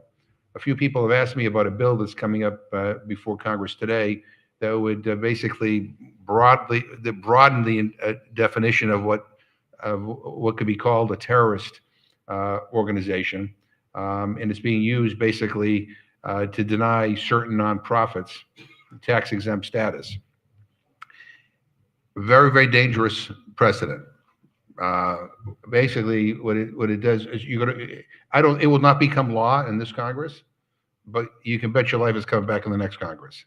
And what they're going to do is, if Trump doesn't like you, you're a terrorist. If Trump doesn't like the positions you're taking, then he will use this provision to deny nonprofits tax-exempt status. Again, weakening the voices of dissent in this country, weakening the voices of thoughtful new approaches to world affairs. Again, that's the kind of stuff that we have to be ready for, and we have to be ready to fight back against when they come before Congress. And we have to find new ways of getting new people involved in some of these battles. But I'll close with this. I've gotten a lot of calls. I'm sure you all have, right, since the election, and the ones that really kind of bother me the most, and I totally understand how everybody feels, are the ones where people say, you know what, I've been doing this forever, and you know what, I'm done. I'm tired. I feel hopeless. I've invested my heart and soul in this last campaign, and look what happened. And so I'm ready to pull the shade and move on. I'm here to tell you, if anybody does that, they win. If anyone does that, all the things that you're talking about here today, forget about it. There's another election in 2 years. And we have to learn some of the lessons from this past election, but we can change Congress in 2 years. And in the meantime, we have to use every ounce of influence we have to try to shape some of these policies that we, quite frankly, are not going to agree with, but try to shape them in a way where they're not as bad as they could have been, and to lay the groundwork for a new approach once we have the votes. But I used to have a history professor in college. He used to end every class saying the same thing. He'd say, "Remember, the world will not get better on its own." And none of us even knew what the hell he was talking about at the time, right? I do now, right? Nothing changes.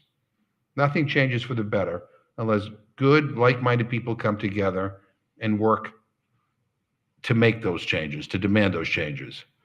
And we could all have our few days of depression, and you could go to the bar and have a few drinks. That's okay. But then we got to get back to work. Then we have to get back to work. I mean, we all love this country, and if we love it, we're going to fight for it. I'm changing my ringtone on my phone to Tom Petty's song "I Won't Back Down," but the Johnny Cash version, because that's more in line with kind of my age group. But yeah, I mean, I think what was defeated was not our ideas. What was defeated were our candidates. Our ideas are good. and we need to understand that, and we need to be prepared to move on. So I thank everybody for all that you do. Many of you I have seen in my office multiple times over the years. I'm grateful for that. And I'm the first to tell you that members of Congress don't know everything. In fact, this will come as a shock to you, but intelligence is not a prerequisite for serving in Congress. So we rely on you to educate us and to keep us on the right track. And with that, I again thank you for being here, and I wish you all the best. Let's hear it for the Congressman. Thank you, everyone.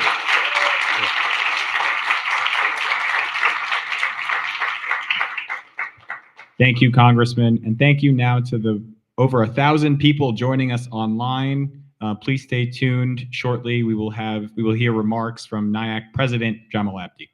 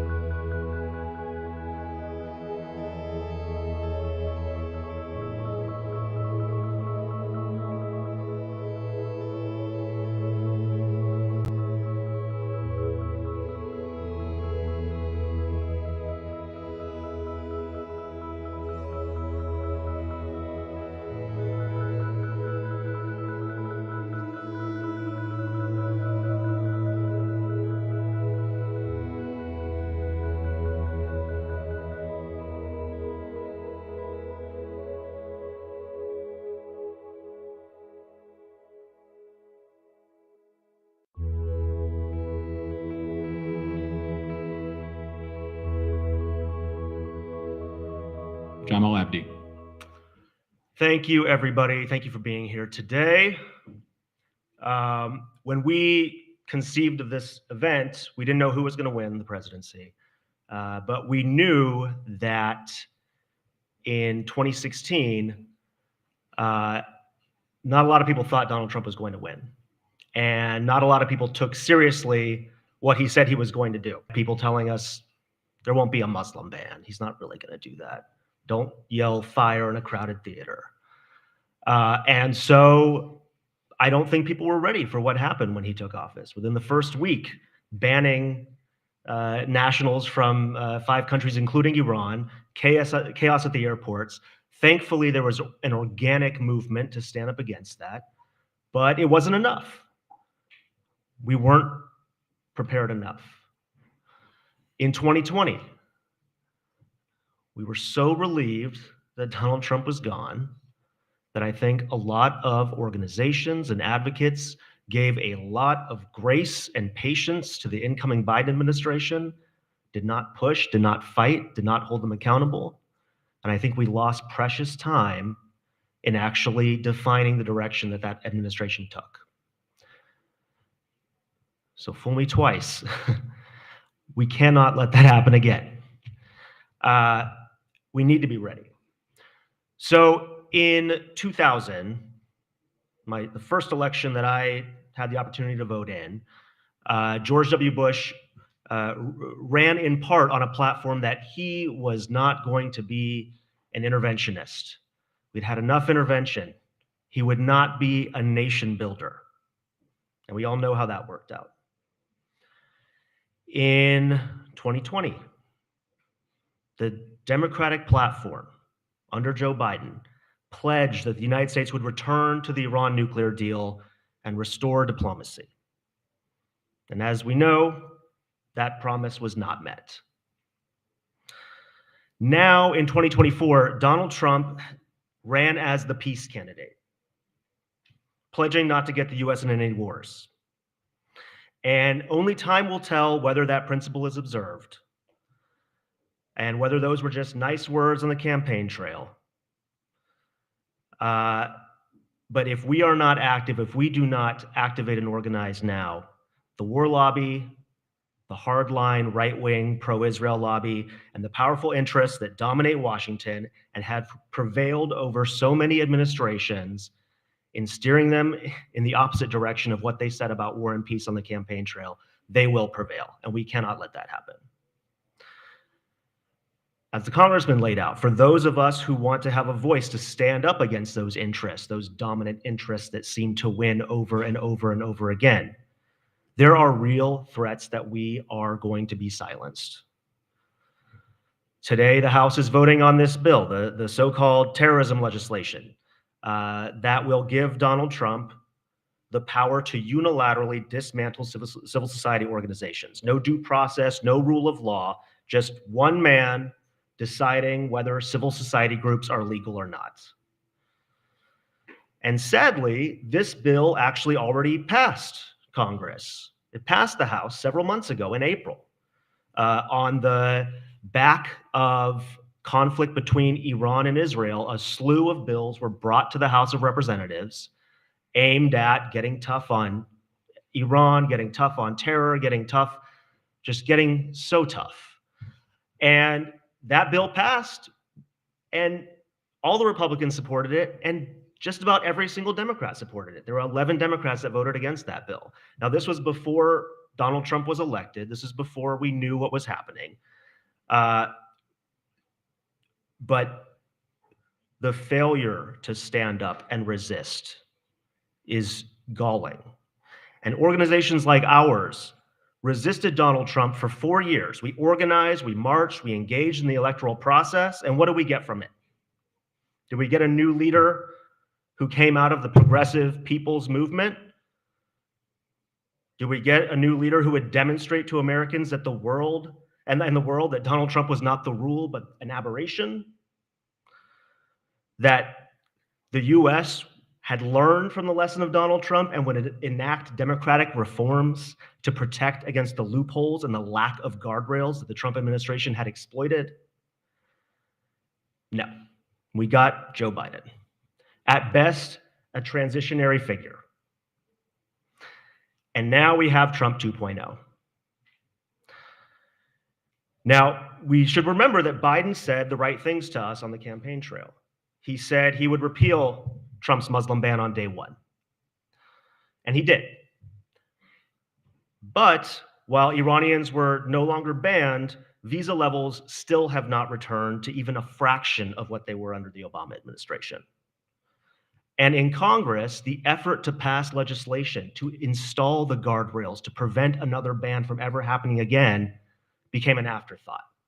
And so the No Ban Act languished in committee and never went anywhere. Candidate Biden criticized Trump on the inhumanity of sanctions that blocked medicine for ordinary Iranians. He promised he would return to the Iran nuclear deal. And yet, after they took office, officials told us flatly that it wasn't as simple as that. The US couldn't simply return to its obligations. And instead, we heard that they were going to build a longer and stronger deal, which sounded a lot like the Trump administration's 1.0, the Trump administration's better deal that he was going to get. Biden said he would treat the Saudis as pariahs, and yet, rather than regional diplomacy built on restoring Obama's deal with Iran, the Biden administration focused instead on building on the Trump administration's Abraham Accords, an antagonism between the Persian Gulf states and Iran as the central organizing principle for the region. Under the Abraham Accords, the participants were told to sacrifice the Palestinians to the Israelis in exchange for massive armaments and potentially even security guarantees. And now, as the region convulses with the violence that this absence of courage and leadership has engendered, the Biden administration still is sticking to its bear hug of Netanyahu. We will see if next week or later this month, if Bernie Sanders' resolution to block further military armaments for Israel's assault in the region is successful. And I know many in this room will be working to make that happen. But with Trump coming back as the so-called peace candidate, his hawkish allies are promising a return to maximum pressure. The fact is, we never left maximum pressure. At the end of the day, Biden's policy was at best maximum pressure light, but not a single sanction was lifted, just maybe less strenuously enforced. Now, on the positive side, we do have a Trump 2.0 who was asked specifically about the alleged threats against him from Iran and whether that would color his willingness to engage in diplomacy or to get a deal. And Donald Trump said specifically to that question, this guy who, always puts himself first and foremost, he said, yeah, he would seek a deal with Iran. And that even though maybe he's been personally affected by this, it was actually in the best interests of the country. And that, quote, the alternative would be impossible. Impossible. So I take that as a sign of modest hope. And really, up until last night, I had a little bit more hope that maybe there was an opportunity to pursue this line.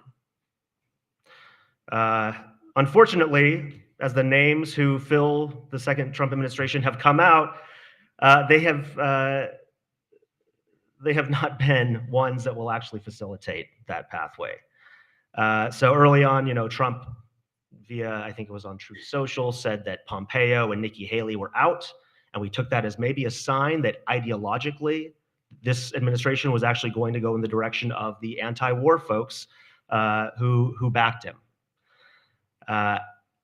Now, with the announcement of Marco Rubio, Elise Stefanik, some of the others, I think it's clear that this was not a sign of an ideological shift, but just another testament to the value placed on personal loyalty. And that the Uberhawks and the neoconservatives will very much have a place in this administration, and they will put up the same guardrails against diplomacy and engagement that people like Mike Pompeo and John Bolton and others put around the first administration. So for us, we will engage, and we will seek progress where possible, and we will stand up and fight and resist where necessary. But as a community, as a broader community, as we consider how we are going to organize and do better this time and come out of this process stronger than where we were, I hope we keep a few things in mind. So first, how are we going to stand up for ourselves and our neighbors to protect from the egregious assaults on civil liberties? Next is, can we find areas of mutual interest with this administration while simultaneously working to block attacks on our rights and values? And third, what are we doing now so that the next election is not a question of the lesser of two evils, but one in which we have somebody we can vote for who we believe in, who espouses the values of rejecting war and standing up for all people, and who is not beholden to people like Miriam Adelson or the war lobbies? So in closing, we are in midst of major change, whether we like it or not. Things are changing in this country. Alliances are changing. The direction of politics is changing. And whether that change is for the better or the worst is not up to one man. It is going to be up to all of us. And so I look forward to working with all of you to make that change happen so that we do emerge stronger in 2028. Thank you.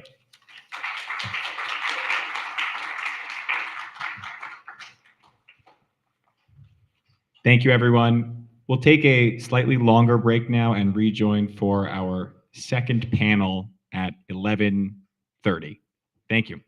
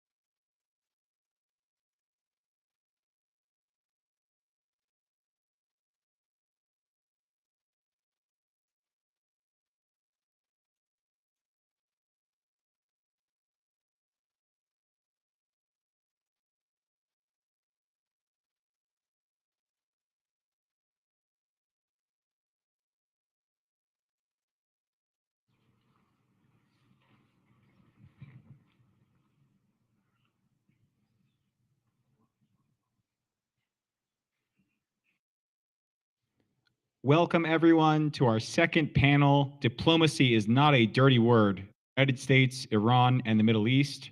Introducing our moderator, Negar Mortazavi, who is an award-winning journalist and commentator, editor, and the host of the Iran podcast. She's also a senior fellow at the Center for International Policy based in Washington, D.C. She's been covering Iranian and Middle Eastern affairs, as well as U.S. policy toward the Middle East for over a decade. Turning it over to her. Thank you so much. Can you hear me?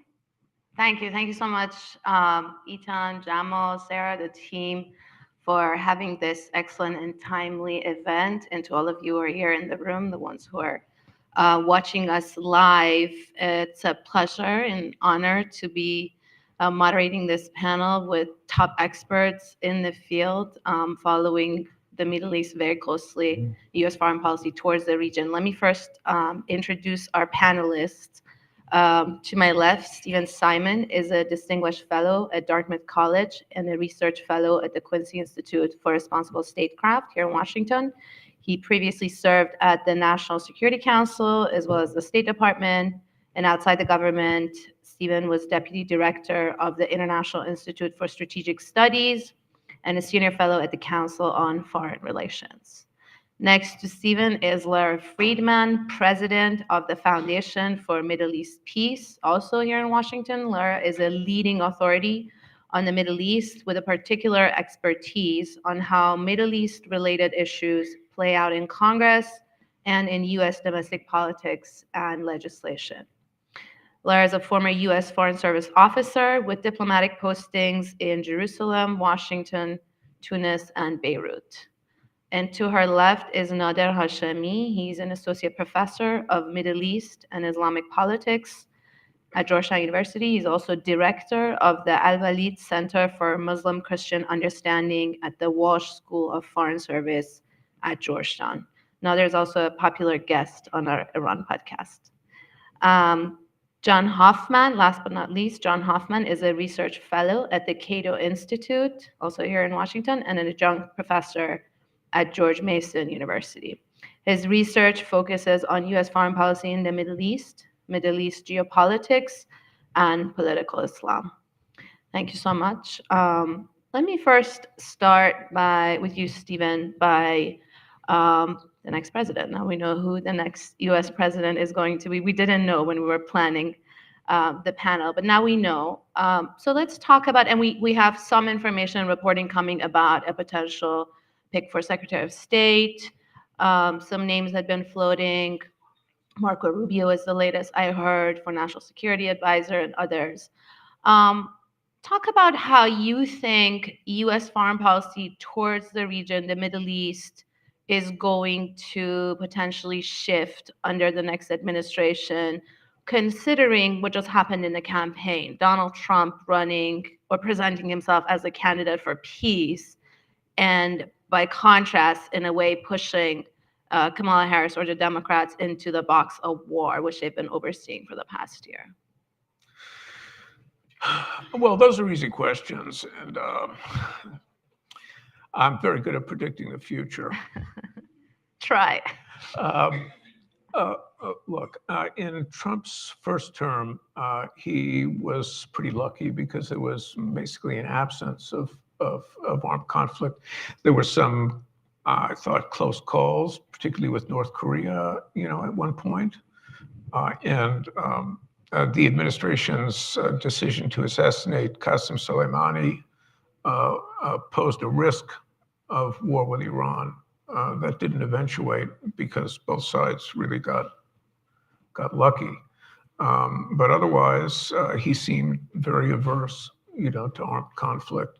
And a good example of which was his decision not to respond in coordination with or on behalf of Saudi Arabia when it was attacked by Iran, when the two Aramco installations were attacked, in, I think, 2019. That was from a standpoint of U.S. policy going back many decades. His decision to, tell the Saudis that if the United States got involved, it would be on a fee-for-service basis, was quite astonishing. So if you look at his record, I mean, you could say, well, maybe he is, president of peace, and maybe that will be replicated in his second term. But the international environment now is much more complicated, than it was in his first term, and he will face war and peace decisions, really, in a way that he hadn't. His cabinet is shaping up to be one that likes its meat red, and they don't seem to be a crew that would shy of confrontation that could escalate to violent conflict. And in terms of the Middle East per se, there's Brian Hook, and presumably Joel Rayburn will be back. He had been a senior aide in the Trump administration, and he's in the first term, and he favors a confrontational U.S. posture towards the region. If he winds up in, say, Brett McGurk's current job as Middle East coordinator on the NSC, he'd be in an influential position. Okay, I mean, and the National Security Advisor himself is very orientated towards China, and that's important for the Middle East because it's the key factor in the administration's pursuit of a deal with Saudi Arabia, a security deal with Saudi Arabia. The independent variable there is China. But look, let me just conclude with one observation, which is that it's about Trump. Mm-hmm. And in his first administration, there are two things that are necessary for coherent policy. One is staff stability. And in his first term, his staffing was extremely unstable. And we don't know if that will be replicated in the second term. And the second thing is a policy process. And in his first term, there was no policy process. That might change, under Wiltz and Trump 2.0. But who knows? But if those two factors don't change, then I think we can expect something less than coherent, internally coherent policy. Thank you. That was a great overview. Hopefully we'll talk more about the different components. Laura, can we focus more on Israel-Palestine, which I know you follow very closely? First of all, what led to what just happened? As my colleague Matt Duss said, I think he framed it really well. The Democrats left the peace lane wide open, and Donald Trump just came into it in the election. And do you really think there's going to be shifts in U.S. policy towards the expanding war in Gaza, now in Lebanon, considering the people that are around him? Stephen is talking about the personnel. I think in a Trump administration, personnel is policy probably more than any other administration or operation. But how do you see sort of what just happened and where we're going starting January? Those are great questions. I think I'll start with the second part first and following up on what Stephen said. I think it's important to note, if you look back at the first term of the Trump administration, there's one area of foreign policy where there was great coherence and consistency and directness of purpose and accomplishment. And it was on anything related to Israel, including the Abraham Accords, which in some ways was their hallmark achievement of their foreign policy. That is, I agree, I think personnel is policy. I also think funders are policy. I think for folks, I said to people when Trump was elected the first time, you need to take the people around him at their word. You need to take him at his word when he talks about what his policy will be on Israel. I think it's important to pay attention this time, whether it is Marco Rubio as Secretary of State, or it is Jared Kushner, whatever role he'll play, or it's David Friedman, who's still in the mix, or any number of other people, or Elise Stefanik at the UN security, at the UN. fundamentally, you're putting in place a group of players who, again, have a coherence of policy and purpose, which is no daylight with the farthest right in the Israeli government, support for Israeli expansion and annexation, which comes also from people like Miriam Edelson, who I believe was his largest donor. I mean, I think it is foolhardy to not take seriously that this will be a continuation and an expansion of the policy that we saw in the first Trump administration. Israelis are taking that seriously. That's why they wanted him back. That's why they celebrated his win. And that's why, people like, that one of the ministers, I believe yesterday said, 2025 is sovereignty in Judea and Samaria year. That is the expectation. So as a starting point, and it isn't, I don't mean to say that people should be, myopically focused on Israel, but these policy choices shape the rest of the policy in the region. They shape the U.S. interaction on Iran. They shape the U.S. interaction on Saudi Arabia. I mean, the entire Abraham Accords was a transactional process aimed at marginalizing the Palestinians for the benefit of Israel and its relations in the region. This idea of an Israel-Sunni wall against Iran, all of that. The linchpin of that is the Israel-Palestine piece, and I think that's not going to change. So looking ahead. In terms of how the U.S. got here, how the Democrats did this, and there's going to be books written about this, I think fundamentally this is a question of the failures of the U.S. domestic political system, where we have parties that are essentially very, very sensitive. What do you call sensitive? That feel they're vulnerable on specific issues, immigration. There's a list of the hot button issues. Anything related to Israel is one of them.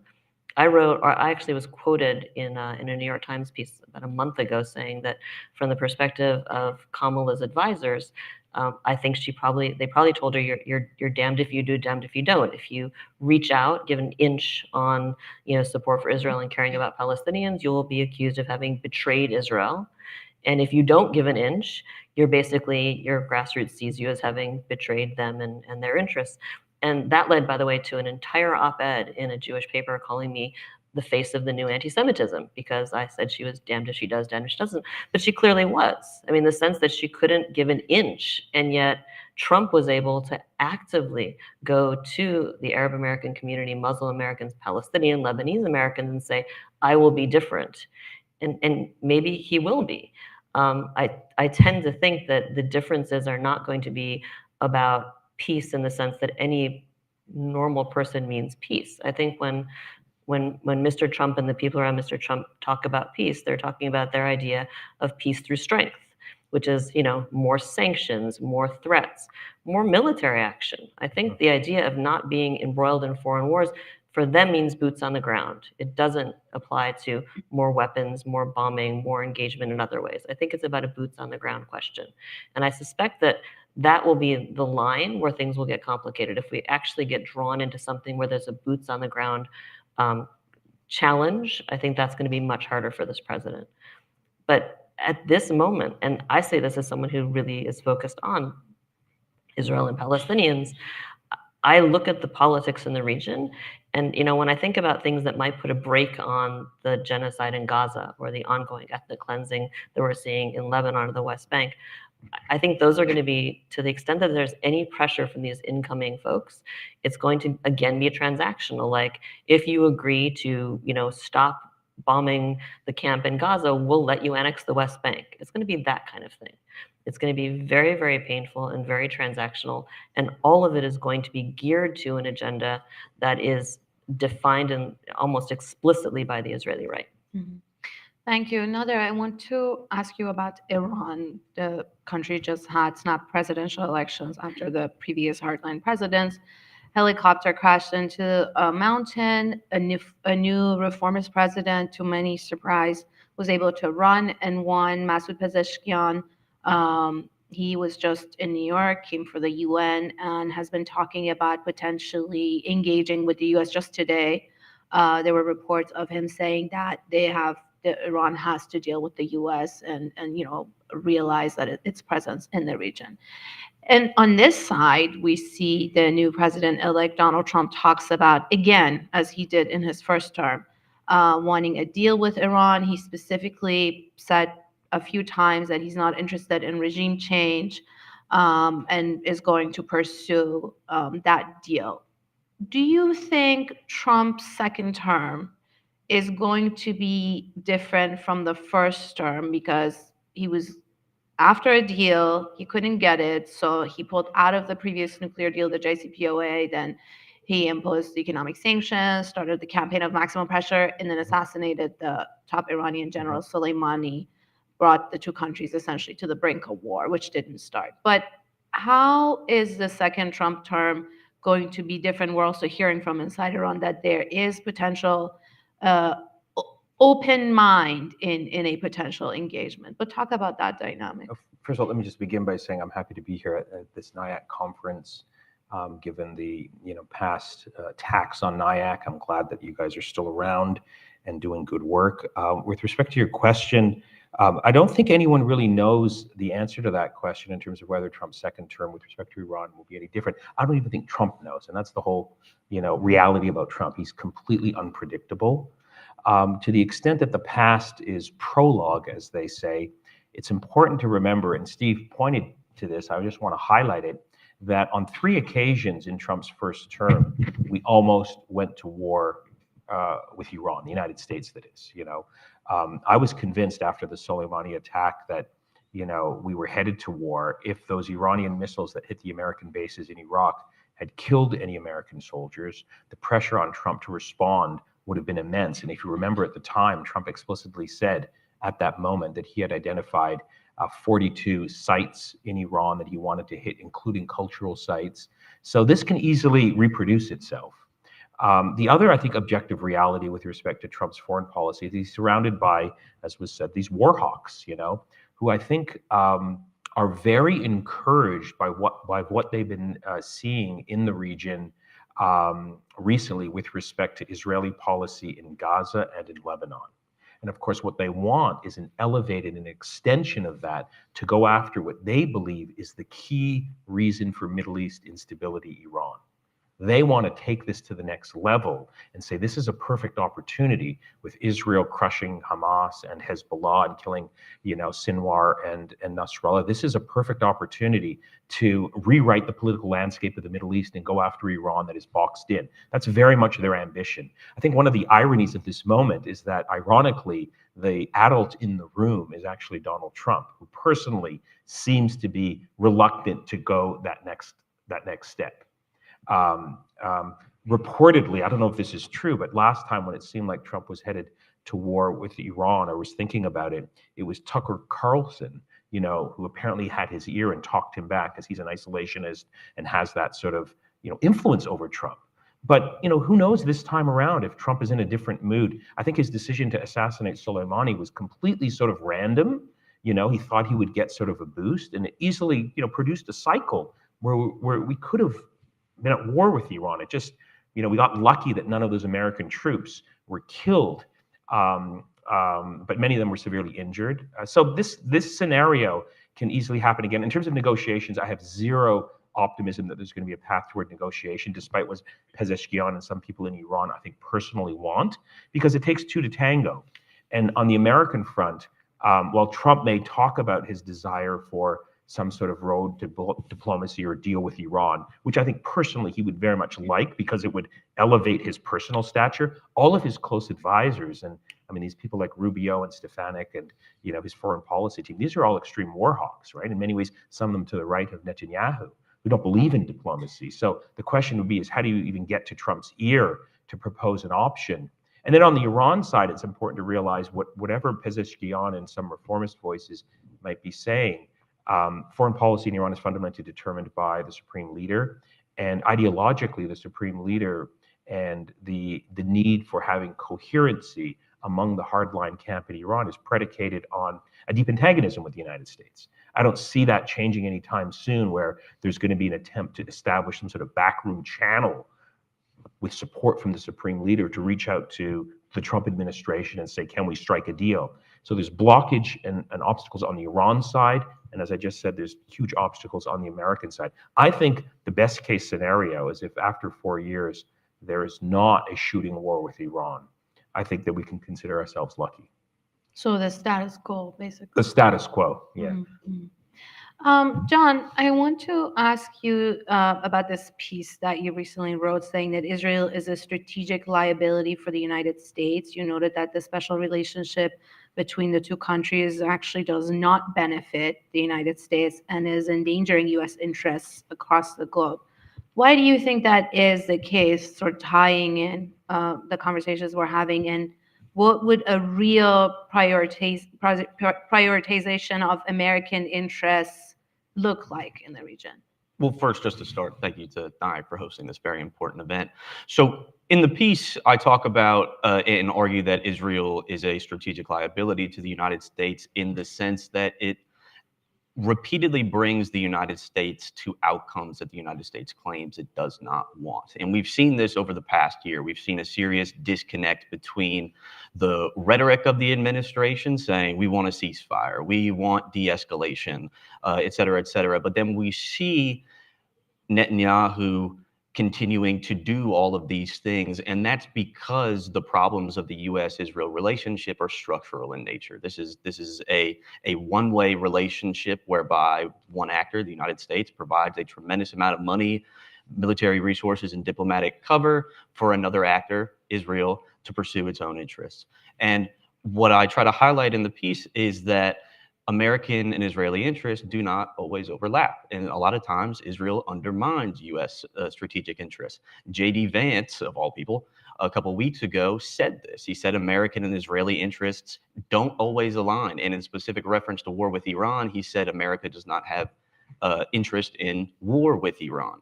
Whether or not Trump and Vance keep to this is unknown. Trump ran on a platform of vote for me, there's peace. And then he talked about blowing Iran to smithereens. So it's, if you're pro-war, vote for me. If you're anti-war, vote for me.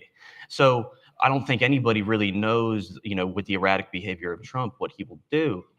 But I think, from a perspective of U.S. interests, not just regarding Israel and Palestine, but across the region, we've seen this wave of escalation. Now there's a war in Lebanon. There's been in excess of 180 attacks on U.S. troops in Iraq and Syria, something that the congressman who spoke earlier didn't mention. There's been 5 U.S. deaths, 3 at the base in Al Tanf in Jordan, 2 off the coast of Yemen trying to intercept weapons being sent from Iran to the Houthis. There's an open-ended, congressionally unauthorized military campaign against the Houthis in Yemen. So we are already waist deep in the region. So when I say that these countries in the Middle East are liabilities for the United States, I think we've seen that in the past year. And I think something key to note is Trump doesn't take office until January 20th. It's November 12th, I think. A lot can change on the ground, especially during this lame duck presidency, and as Netanyahu essentially has the escalation initiative. Thank you. Stephen, back to you. If we look back at the past 4 years, and you've been on the inside of the government, 4 years ago, candidate Biden made a lot of promises as far as U.S. foreign policy in the Middle East, that he would revive a nuclear deal with Iran. He had criticized Donald Trump's pullout of the nuclear deal, the maximum pressure campaign, the assassination of Soleimani. Many Democrats did. That he would make Saudi Arabia a pariah, that his administration would prioritize diplomacy and human rights. But what we saw in the 4 years of the administration was really not that much different from sort of a continuation of the Trump Middle East policy. They championed the Abraham Accords. The Israeli-Palestinian issue was pushed to the side. Nuclear deal was not revived with Iran, and we really don't see diplomacy and human rights being prioritized in the Middle East. Why do you think that happened? And add to that sort of the talking point that we keep hearing from the administration, that they don't have much leverage over Netanyahu. There were some private angry calls where the president yelled at him and called him names, but beyond that, there isn't much the U.S. can do to change the course of the war, which I think now is the centerpiece of that Middle East policy. Yeah, so I don't I don't have any inside knowledge of Biden's thinking during that period, but I think we have to bear in mind that the White House is thinking in global terms.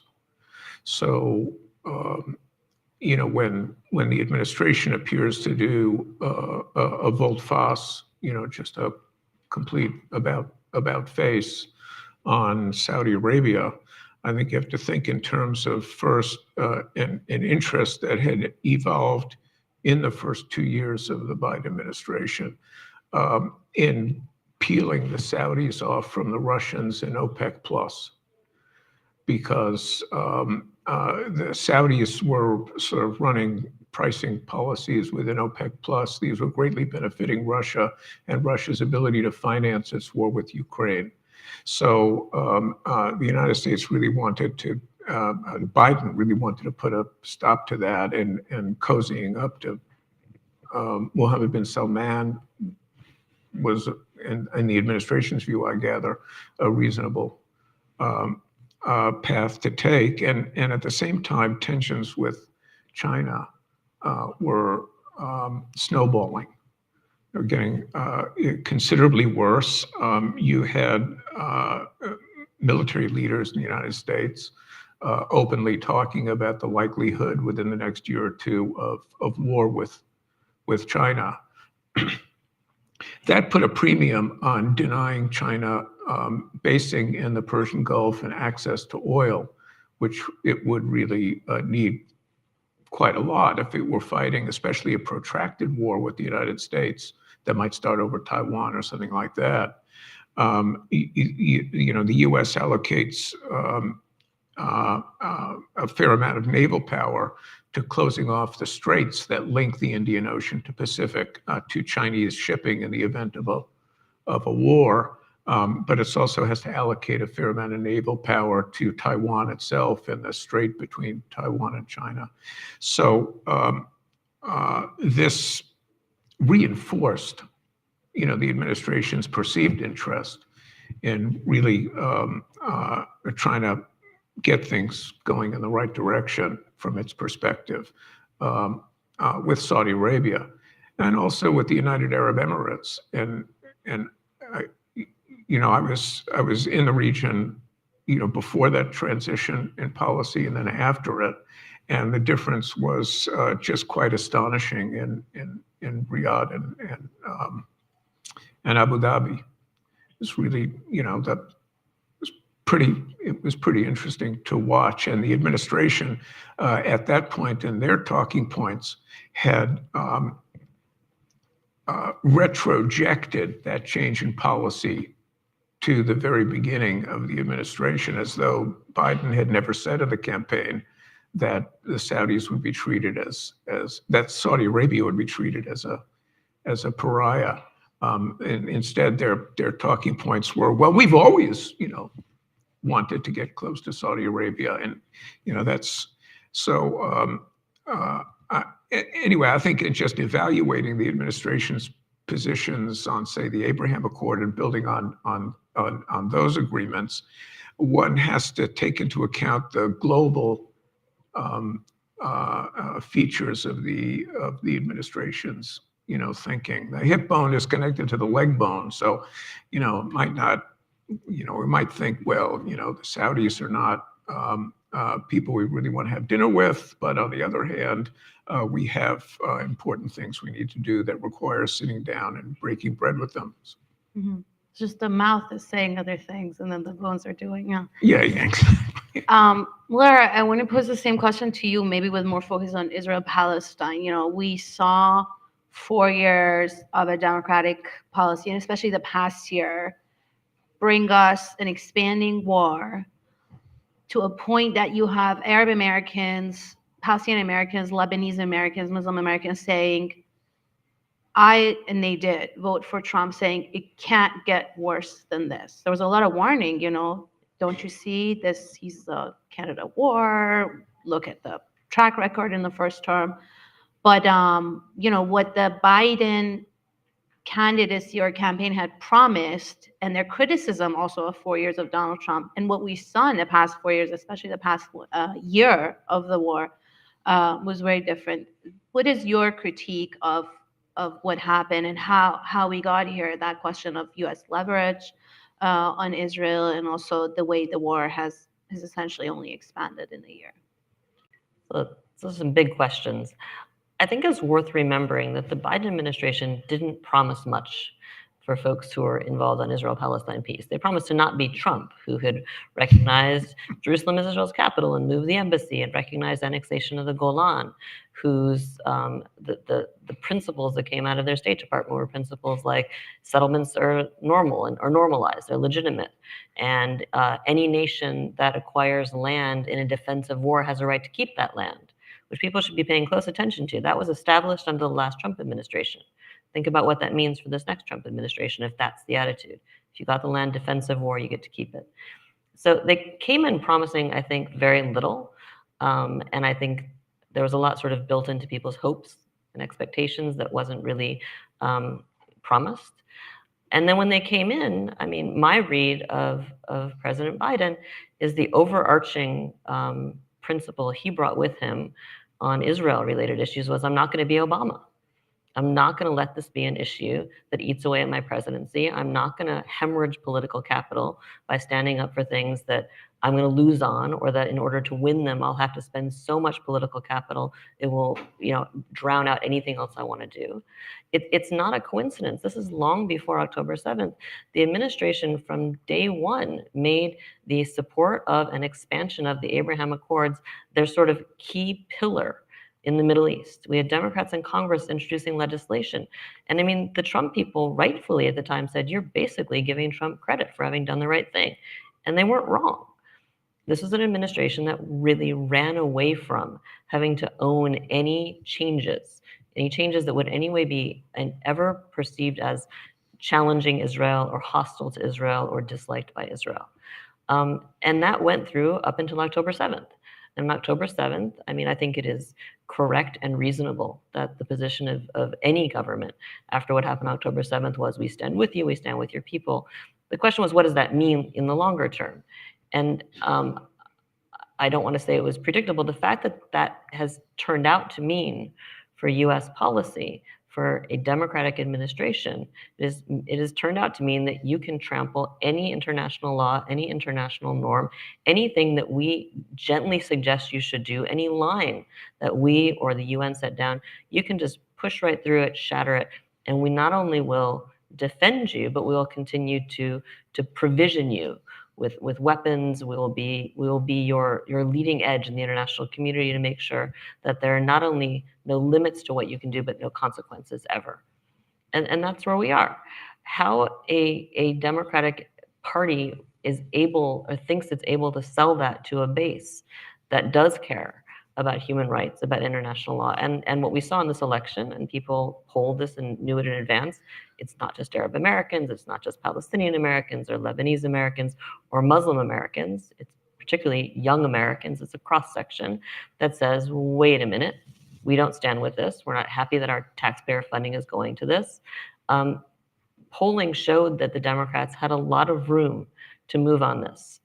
I would suggest that what we saw in this campaign was a conviction at the party level that either those analyses are wrong or they're irrelevant because we, the Democrats, can win without them.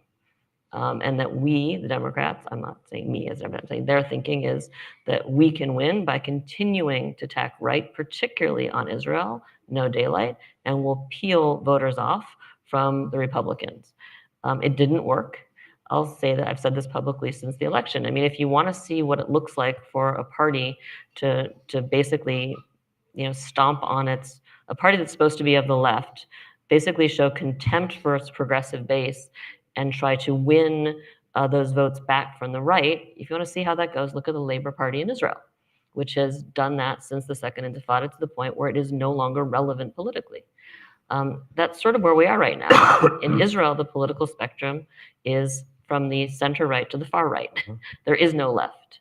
And, I think it's a challenge now for Democrats. And unfortunately, for those of us who care about, sensible foreign policy or international law or the rights of peoples like the Palestinians who are vulnerable, I mean, it's a question whether Democrats are going, or somebody else is going to figure out that there is a different way forward.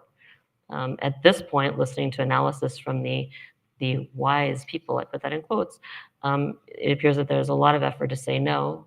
That's not the lesson. The lesson is you need to do more of it and better. And again, I'll refer you to the Labor Party to see how that turns out.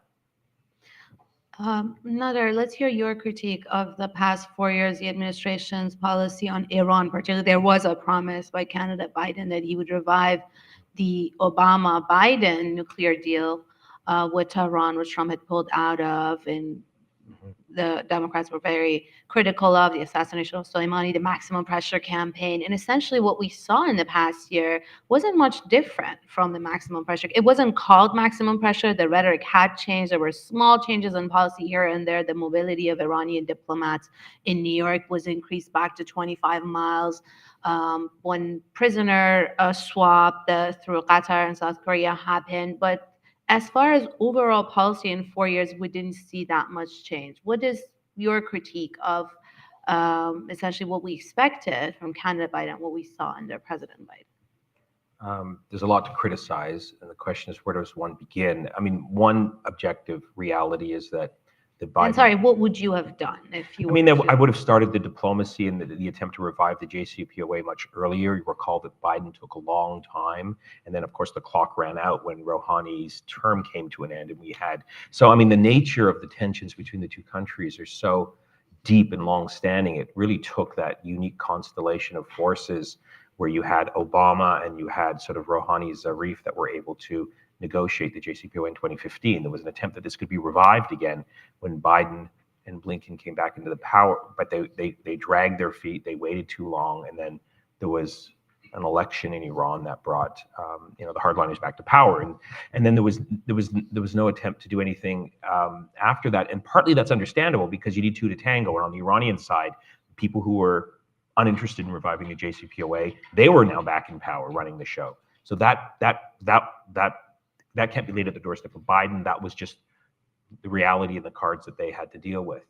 And then they just felt that if they just kept the existing sanctions that were on Iran, eventually Iran might capitulate or, try to strike out a new deal. But of course, that didn't happen. I think one of the distinguishing features that we will see right now between these two administrations is that at least if one wanted to say something positive about the Biden and Blinken administration with respect to Iran, they did, it's pretty clear to me, establish some guardrails with respect to Israel's response to Iran in October. When Iran hit Israel in early October, and then Israel was thinking of hitting back, there was big fear that Israel was going to go the full way and hit Iran's oil installations and nuclear sites. They didn't do that because I think my take is that the Biden administration did try and sort of lay down some guardrails, which prevented things from going and getting much worse. So, there's not a lot that the Biden administration, I think, and the Blinken, foreign policy team can lay claim to in terms of successes. I think the legacy of what's happening in Gaza today and now in Lebanon is going to be a dark stain, and it's going to have long-standing, destabilizing ripple effects on the politics of the region in ways that we can't see right now. But what I can see happening, just my study of regional politics, is these events that we've been seeing in Gaza and now in Lebanon are a huge source of support for radical extremist forces who are going to exploit that to gain new recruits. And it's tough to predict the future, but I suspect, and I certainly hope I'm wrong, but I suspect there's going to be some sort of violent terrorist attack on the West or Israeli targets that might reproduce what we saw on 9/11. I hope not, but the level of despair, in other words, the social political conditions that produced 9/11 are much worse now in the region than they were 21, 22 years ago, just in terms of youth unemployment, repression, lack of hope. And then you have the Israel-Palestine conflict and the genocide in Gaza that has just shifted the temperature to such a level that it's going to produce a reaction. I don't know how, but if I had to predict, it's going to be some sort of, I think, revitalization or remobilization of Al-Qaeda or ISIS in some form. And then the question of Iran is still going to remain there. And as I said earlier, I'm very worried about this incoming team, that's a foreign policy team, that are all war hawks, and I think are going to be talking in Trump's ear and saying, look, we got to go after Iran, we got to squeeze Iran. And the question really will be, will Trump will he be willing to take the bait? We don't know. And so that's the big unknown. So there's it's a very dark period. I think the bigger fear that we have is that this new Trump team that's coming into power is they're going to go after everyone domestically. I suspect NIAC is going to be in the firing line. I suspect that CARE is going to be charged with supporting terrorism. All of these civil society groups in the United States are going to be dragged through long litigation. And getting back to the question that you posed to Laura, I think a lot of people who abandoned the Democrats for very understandable reasons in the Arab and Muslim community, they're going to miss Biden and Blinken, because the new team that's coming into power are going to be much worse and much more draconian and much more repressive on the Palestine question, on the broader regional questions, and critically domestically. There's this sense that I hope I'm wrong, but they're going to start to go after people and make these wild allegations that you guys are all sort of supporting and financing terrorism in various ways, and so you need to be shut down. So the picture is very bleak and very dark, and it's I always try to say something positive and optimistic, but it's difficult to come up with anything positive and optimistic. I think we're best served by just being as bold and as honest as possible about how dark the current picture is and how it's going to get much darker. So I think we have to be prepared for the storms that are coming our way. John, I want your views also on what you think. Do you see it getting as dark as what Nader pictured, Trump 2.0? Do you see any difference? Is he going to have more war hawks around him? Is he going to sort of go down the path of isolationists, the likes of Tucker Carlson and that camp in the Republican Party? And how would you advise the president on the new president on a shift in U.S. foreign policy towards what he at least claims he wants, which is peace and an end to the wars? Not to darken the mood further, but I think we are headed for rather dark days ahead. If I had to go to the second part of your question first, if I had the year of the president, which I don't, but if I did, I would say that the United States right now is facing, just put all of the atrocities that the United States has supported over decades in the Middle East aside. The United States right now is $36 trillion in debt, running almost $2 trillion a year deficits. We're incredibly politically fractured here at home. Don't really know what's going to happen domestically. We're still waist deep trying to fund Ukraine's efforts against Russia. We're trying to deter China in the Indo-Pacific. This is a recipe for overextension and risks plummeting the United States towards economic crisis, domestic political crisis.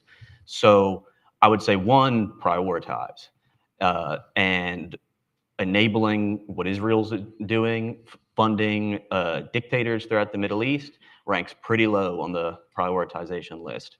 But whether or not Trump will actually do that, the problems of U.S. Middle East policy are structural. They extend beyond any one political party or one person.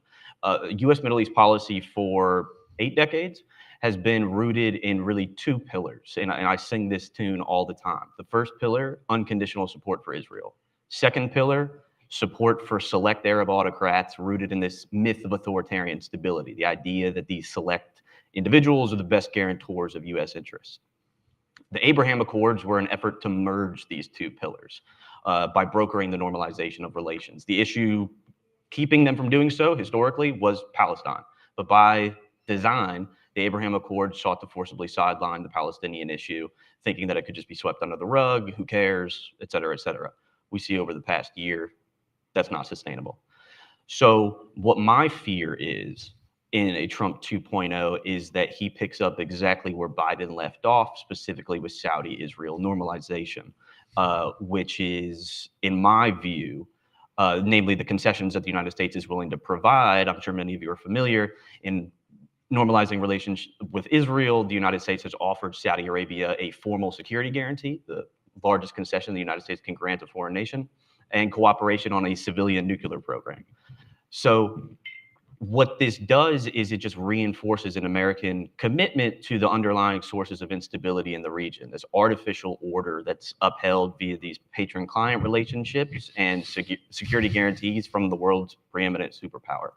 So my fear is that Trump goes full force forward with this Saudi-Israel normalization, packaging it as a way to stop what's happening in Gaza, preserve a two-state solution, balance against Iran, counter China, cure hunger. Like they're going to throw everything in there. That is my greatest fear, and that comes with concessions that are just detrimental to American interests, not to mention Middle East stability and the actual fortunes of the people of the region. Let me pose the same question to the three of you. If you had the ear of the next president, I don't know if any of you do, but John made it clear he doesn't. If you had the ear of the president or the next administration, whoever they are, how would you advise them, at least on Iran, to get to the point of what they claim they want? Peace, a better deal, et cetera, et cetera. Well, Steve might have the ear of some people in high office. I have zero contact, and I prefer to keep it that way. But hypothetically speaking, they may be listening. So I would say that, look, I think it's if I had the ear of Trump, because his advisors are not interested in what I'm about to say, given their ideological orientation, I would say, look, it's in the United States' interest, and it's in your interest, President Trump, who you care about your ego and distinguishing yourself from other presidents, is to try and strike your own deal with Iran that's better than the one that Obama did. I'm sure the Iranians would be interested in lifting sanctions, putting severe restrictions on their nuclear program, perhaps compromising over their support for the axis of resistance. This is an opportunity for Trump to sort of come out as this, great statesman who went above and beyond what Obama did by striking their own private deal with Iran. I mean, that's what I would say to Trump and whoever he listens to on the question with Iran. But I don't anticipate me being in that position to have that opportunity. But I think those are the arguments I would advance. Mm-hmm. Laura, what about you? What would be your policy recommendation to get to Middle East peace, especially on Israel-Palestine, for the next administration? So I'm going to say I find it difficult to even entertain the question because I'm a foreign policy analyst. I'm used to actually giving arguments based on foreign policy, pragmatic answers.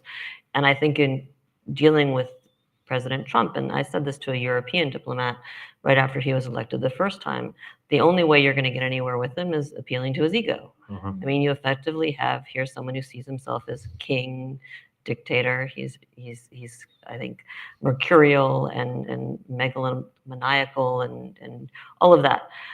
It's difficult asking a panel of foreign policy experts how to frame, I think, pragmatic foreign policy answers when it's like, this is going to be better for you and make you feel better and you can hold the prize. And I don't think there is any path to peace available in the Middle East right now. I think that we're dealing with right now a moment where the ground has been sown with salt. I fear that, as much as, we can say that the Palestinian issue, you can't sideline and it's gone away. I think we're in a sort of Israeli neocon moment where the Israelis will say, you're wrong. We're very close to victory. We're going to do, this was called the Israel Victory Project from years ago, the Middle East Forum out of Pennsylvania, which was adopted in Israel, which is the idea that you have peace in the Middle East by letting Israel finally vanquish its enemies. And from the ashes of that win, you build a new Middle East, which is peaceful, based on strength. I think after the past year plus, the people who have that sort of worldview are saying we're finally getting a chance to prove that it's true, and there's nothing you can tell us that will change that view. If there are limits on what Mr. Trump will permit Israel to do, they're going to be defined by his own ego and by what he thinks is best for him. I think boots on the ground is going to be the line. I don't think there's really anything else. And to the extent you say you're going to win the Nobel Peace Prize, I don't see there's any path that he would take that would take him to an agreement with Iran, unless it's a path that somehow violates everything people think when they mean a peace agreement with Iran or an agreement with Iran. So I don't have a good answer for you. I will say that during the first Trump administration, I had people come and visit me in my office from the White House, and they said, this is an opportunity. There's people in the White House who want to do something that is constructive for the Palestinians to show that there's really seriousness. You need to give us ideas of things that can be done that are constructive, but that won't upset Israel. And I said, if that's the framework, you're looking for things you can do that'll be constructive and serious, but won't upset Israel, that you're basically giving me a trick question because there isn't an answer. There's nothing that can answer both of those requirements. And then you're going to blame me for not having good ideas. Mm-hmm. Well, I won't blame you. But Stephen, before I go to audience questions, what would be your policy recommendation to, I mean, regardless of who the president is or the administration, but to change course in the Middle East, also considering all of those global events that you talk about, Ukraine, China, Russia, to have sort of more of a de-escalation, less war, and a path at least towards peace? I guess I would say something like, war with Iran isn't really going to help you. That is, you, Donald Trump personally. There's nothing for you in such a war. Now's a good time to strike a bargain. You want to, do a deal.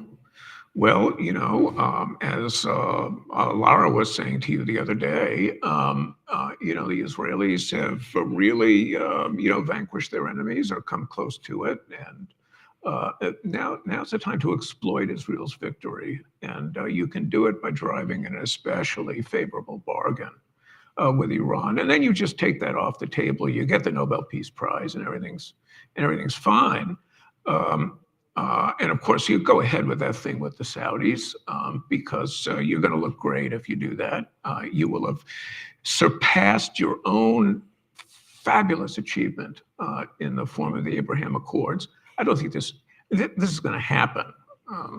That's what I would be thinking as I entered the Oval Office. So, you need to make some concession to reality. And with the Republican majority in the Senate, and the widening, as Representative Massey, pointed to, the widening of the bipartisan pro-Israel coalition on the Hill, I don't have any serious doubt that a treaty arrangement with the Saudis would pass if it were sent up under the Case Act, to the Senate. I think it would work. And what they're thinking of now is something along, I would say, you're just thinking along the lines of the Japan or the Korea treaties from the 1950s. I think, that'll work fine. But all this is gonna it could blow up in your face, as Nader told you the day before you spoke to Lara. So you really need to get the Saudis to push for the pathway to some sort of arrangement for political independence for the Palestinians. I know, Mr. President, that's not where your head's at. You're with Jared and an economic peace and all that. And Jared did great work. I think the Saudis should have paid him $4 billion for that instead of that paltry $2 billion. But there's room there, for a little, So I'd say you got to push a little on the Palestinian side. That would be the best pitch I could make realistically. Okay, thank you. Let's see if there are audience questions. Yeah.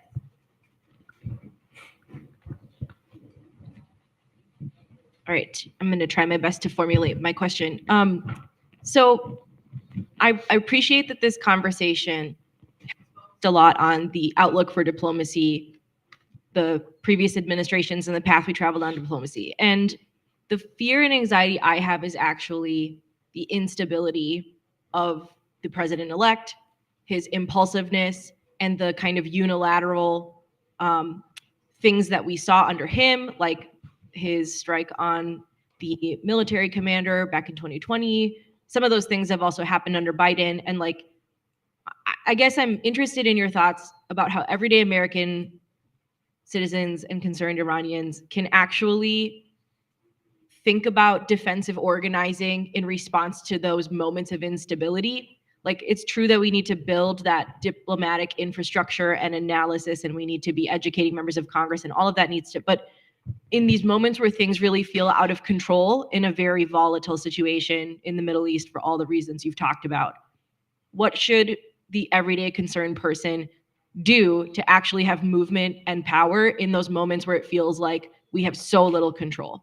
And I hope that question makes sense, but that's what I'm thinking about. I feel like we could all sit here and talk all day about different deals and things like that on the table, and that's critical. And the entire point of this panel is that diplomacy is not a dirty word. I am actually really concerned about Donald Trump administration's ability to have any type of coherent conversation in this space at all, and I'm much more concerned about impulsivity spurring a war. So I'm curious your thoughts on that, and frankly, open for thought from anybody here, but that is what I'm anxious about for the next 4 years. Thank you, Mitra. And let me tie how sometimes foreign policy does impact domestic, I mean, all the time, but you mentioned the assassination of Qasem Soleimani in 2022. Immediately following it, we saw these border stoppings of Iranian students who were coming to the US with visas, sometimes even US citizens who were doing regular border crossings into Canada, and just horrifying stories of essentially how a foreign policy decision immediately had impact on the civil rights of certain minority groups in the country. But whoever wants to take that question, or maybe all of you. I'll just pick up on something Nader said, and this is not going to make you feel any better. I think that we need to recognize that we are in a moment. I've been using terms like new McCarthyism and Red Scare for months now.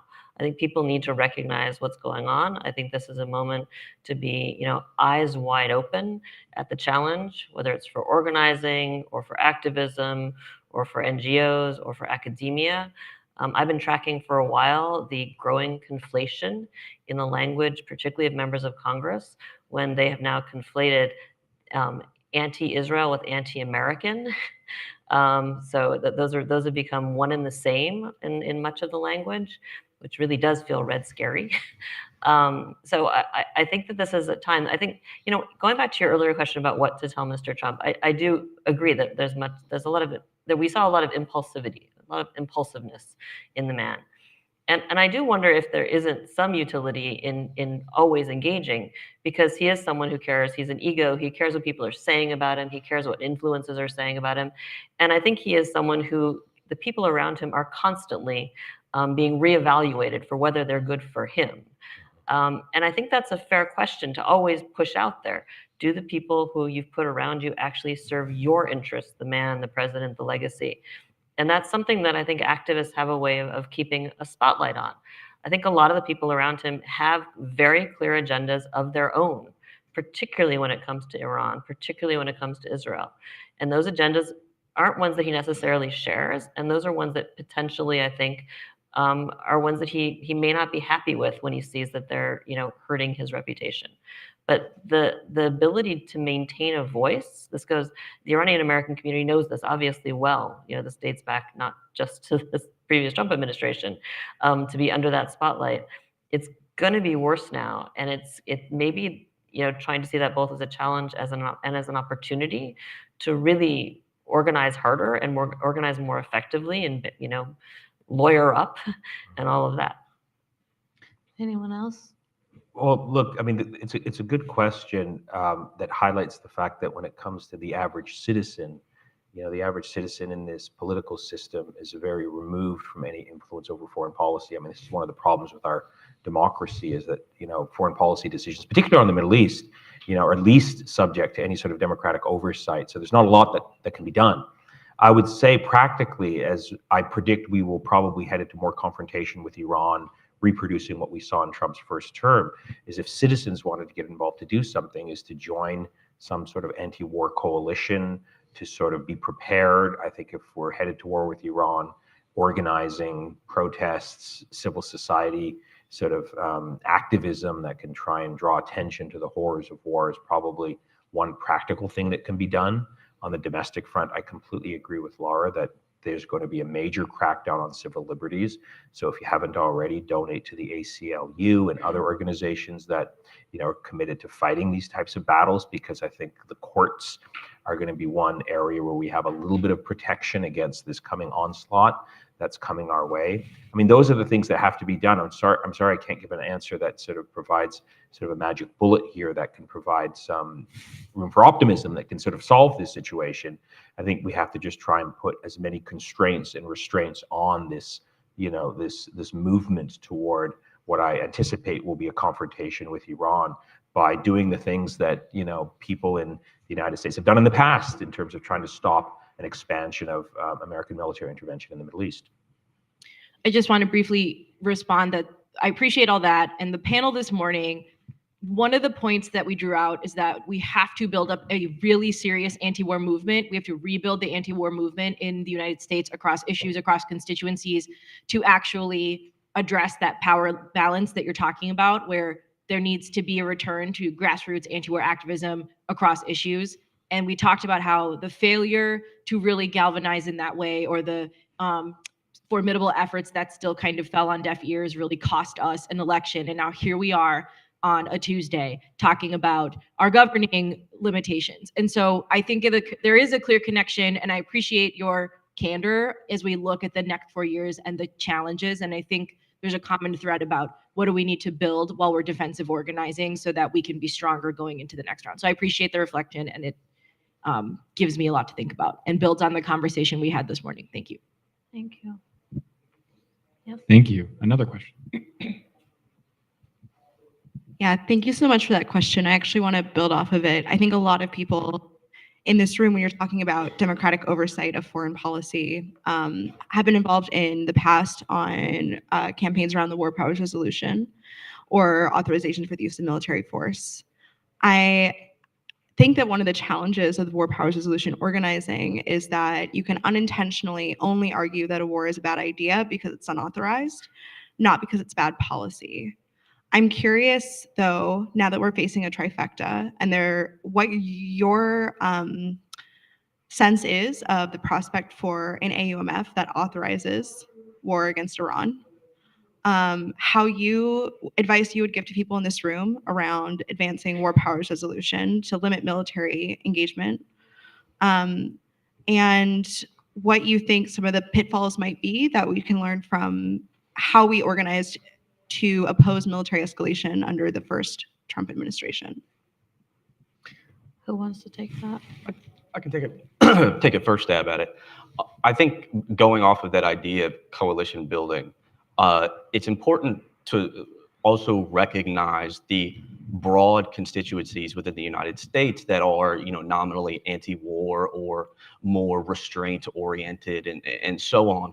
A lot of these groups aren't just found on the left; they're found in the center, they're found on the right. I myself work for a libertarian organization.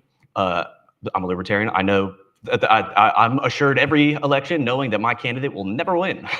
But there are constituencies outside of any one political party or one part of the political spectrum that see eye to eye on this issue.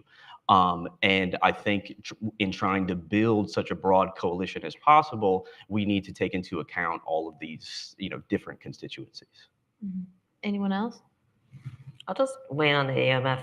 I mean, I think people need to be prepared for the way this administration is going to govern based on what we saw last time and based on what we've heard. I don't think an AUMF will make or break anything. I think if they decide, the current administration is at war in Yemen without an AUMF.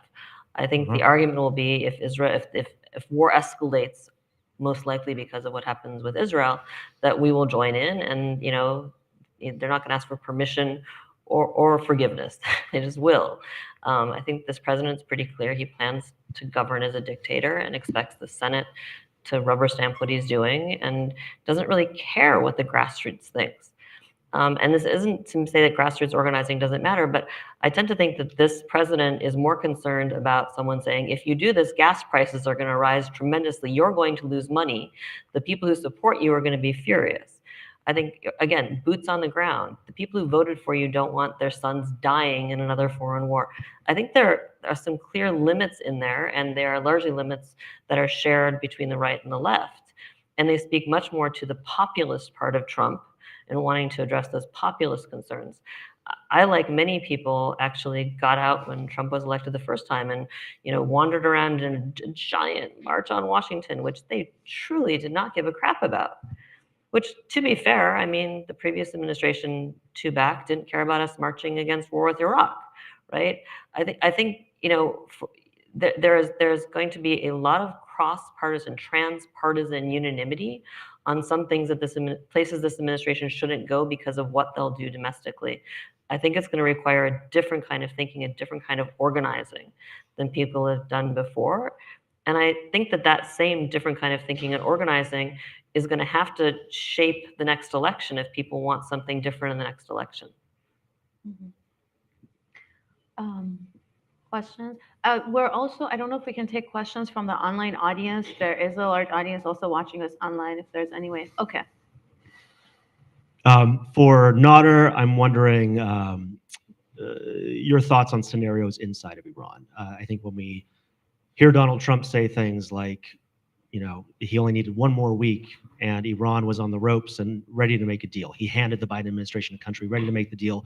Real belief in the impact of maximum pressure and leveraging the possibility of regime collapse for a deal. And I think a lot of the people around Trump are saying the same thing, that the ruling government is as weak as ever. It is suffering a crisis of legitimacy like never before. So which direction do you see that going inside of Iran? And for the full panel, I'm also curious, Trump is coming into office. It's a much different Middle East than it was when he first came into office.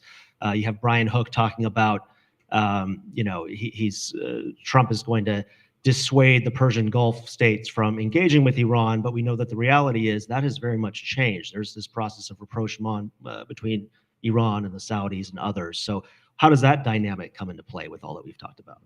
Yeah, those are good questions. I mean, I think within Iran, not much has changed. I think what Trump is going to be hearing from his advisors is, look, this is a regime that's on its last life. If you just push it, it's going to collapse. All of these things that we've heard for many years from, the pro-war hawk community here. But objectively speaking, I don't see that being the case. I think it's pretty clear that the regime still has a lot of muscle. I don't think it has popular support, but I think the opposition in Iran is still very broken and fractured. And I think more war or pressure on Iran is simply going to embolden hardliners. So I don't think that is going to change anytime soon. Now, of course, the one big question here is what happens inside Iran if during the next Trump presidency, the supreme leader passes away. That'll be a moment of crisis for the Islamic Republic. We don't know how that's going to play out. So that might create a unique scenario in this whole equation. You are very right, though, in pointing about the changing regional dynamic in this rapprochement between Saudi Arabia and Iran. And I think this is where the war in Gaza plays into this situation. Not too long ago, MBS said that, look, I don't really care about the Palestinians, but the problem is that 99% of my population does. It's going to be very difficult for MBS to move forward with normalization with Israel and embrace the Abraham Accords against the backdrop of a genocide in Gaza. It'll be suicidal for his regime. I mean, I think what MBS said just the other day at this summit, where he called what's happening in Gaza a genocide, is sort of a new factor in the equation where I think the Saudis and the Emiratis, last time around when Trump was in power during the first term, they were the ones that were all encouraging Trump to go after Iran. Recall when MBS came here on his first trip in 2018, he was saying things like, look, the problem with Iran is that the supreme leader is worse than Hitler, because Hitler just wanted to conquer Europe and the supreme leader allegedly wanted to conquer the whole world. And so they were very much, I think, reinforcing this narrative that Trump had to play hardball. That's changed now, because I think the regional dynamic with respect to what's happening in Gaza and Lebanon has constrained these Arab dictators domestically. They realize that any further attack on another Muslim country in the region is not going to play well domestically for these Arab dictators. So they're not going to this time around. The other factor is I think the Saudis realize that, look, they want to build this, 2030 vision. They want to expand their economic base. More regional destabilization and attacking Iran is not in their interest. So those are new developments that I think will that are in play this time around in the second Trump term that weren't in play last time when these same Arab dictators were very much in favor of the United States attacking Iran. So that's how I see it. Mhm. I don't see that side of. Questions? Yes. Thank you all. This is a really wonderful panel. I am curious to your point about strategic liability of Israel and Netanyahu in particular, and to your point about Trump being very megalomaniacal. Whether or not you think that there is also a risk that, we've seen over the last year or so, that there are a lot of places where Netanyahu has fallen out of lockstep with American policy. To your point, he's sort of drawn America to the brink of things that it doesn't necessarily want. To what extent do you think that that could actually throw a wrench in what I think Israel thinks will be a really beautiful partnership and perhaps sort of turn the tide in another favor? It seems like the Saudis tend to want to play ball with Trump a bit more. It seems like there are other powers at play. Putin and Xi seem to be, pretty buddy-buddy with Trump, and they don't actually seem to be too tied to the Israel issue, if you will. What do you think that sort of those foreign alliances at play would mean for the Trump presidency going forward? I know that his cabinet is looking very hawkish, but to your point about Trump's ego, I do think that the buck stops with him. If that lockstep were to fall out of place, where do you see that sort of happening potentially, and what do you think the ramifications of that would be? We're short on time. How many more questions? Maybe we can take a round and then come back to those speakers. One here. I think there was one in this room. Anyone on this side? One over there, Maya, the back.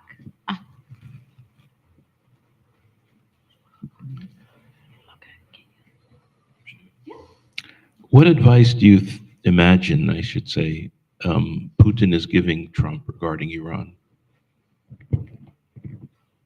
Okay.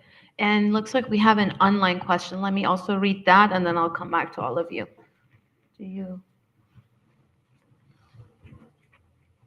Israel is incredibly unstable internally with weekly protests. What do panelists see coming with regards to that?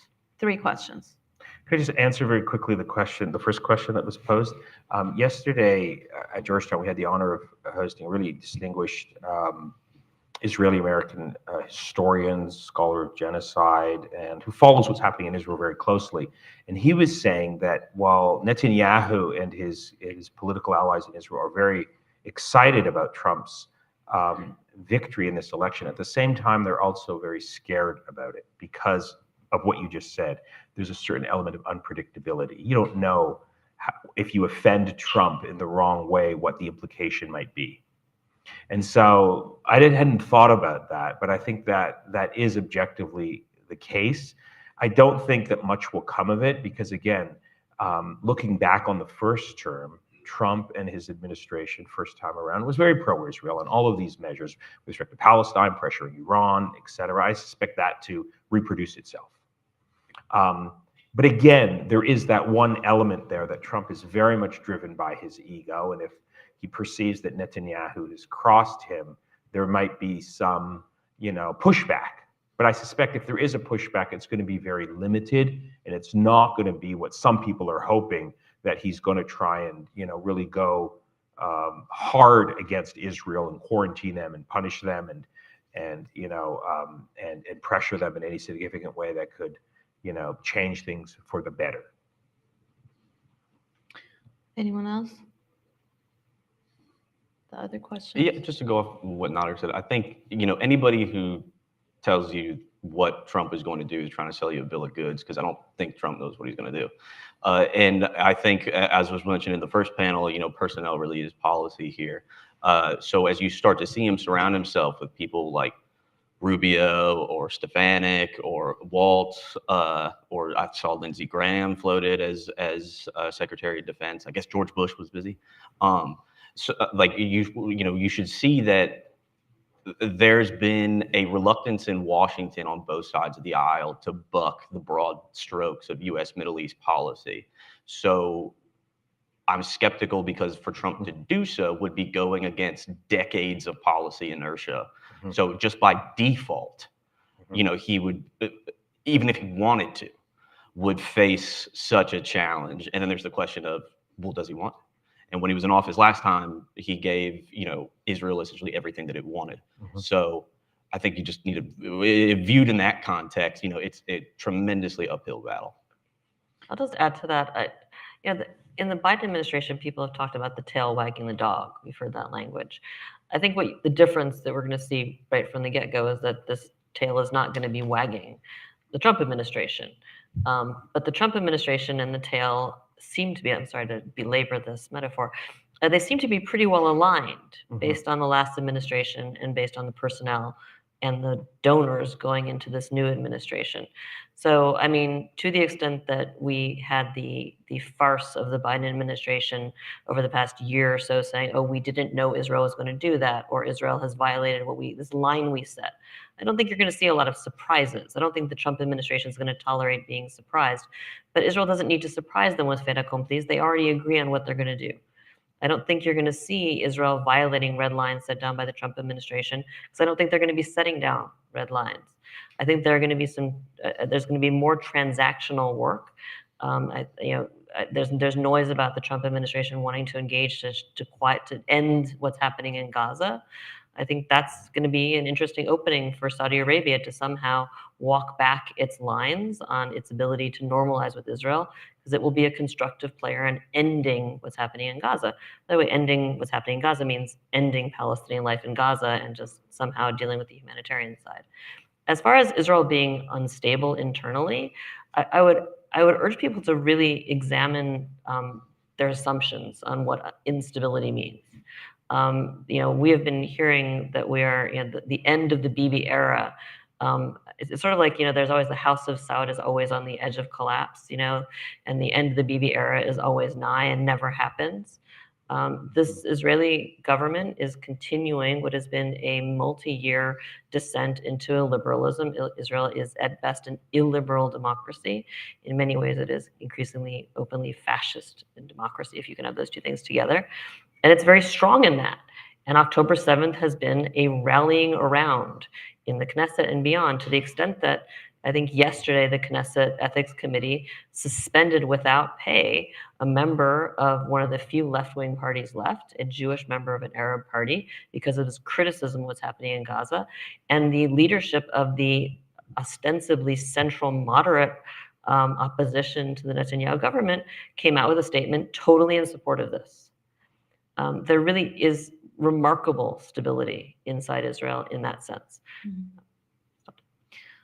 Any more questions? Question? And okay, all right. Maybe final thoughts, Stephen. Anything positive they can walk out with? A lot of darkness. Well, let's see. Thanksgiving is coming. It's something to look forward to. Now, the only thing I would add is just a note of caution. I mean, we have to sort of, in a way, be agnostic about what we're gonna see. I mean, I think the expectations that the panelists expressed, at least as I've understood them, are all reasonable. And I'm nothing if not an admirer of worst case scenarios. I've always applied that to my own personal life, and it seems to have worked out pretty well. So let's go with the worst case scenarios, while bearing in mind that things may not turn out to be as bad as we think they might be. Okay, we're at time, and let's leave it at that. Thank you so much. Thanks to everyone for listening here, the audience tuning in online, and to the panelists, Stephen Simon, Laura Friedman, Nader Hashemi, and John Hoffman. Thank you. Thank you, everyone. Thank you so much.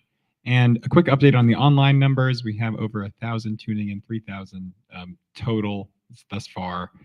We will take a break and reconvene at 1:30. Thank you all.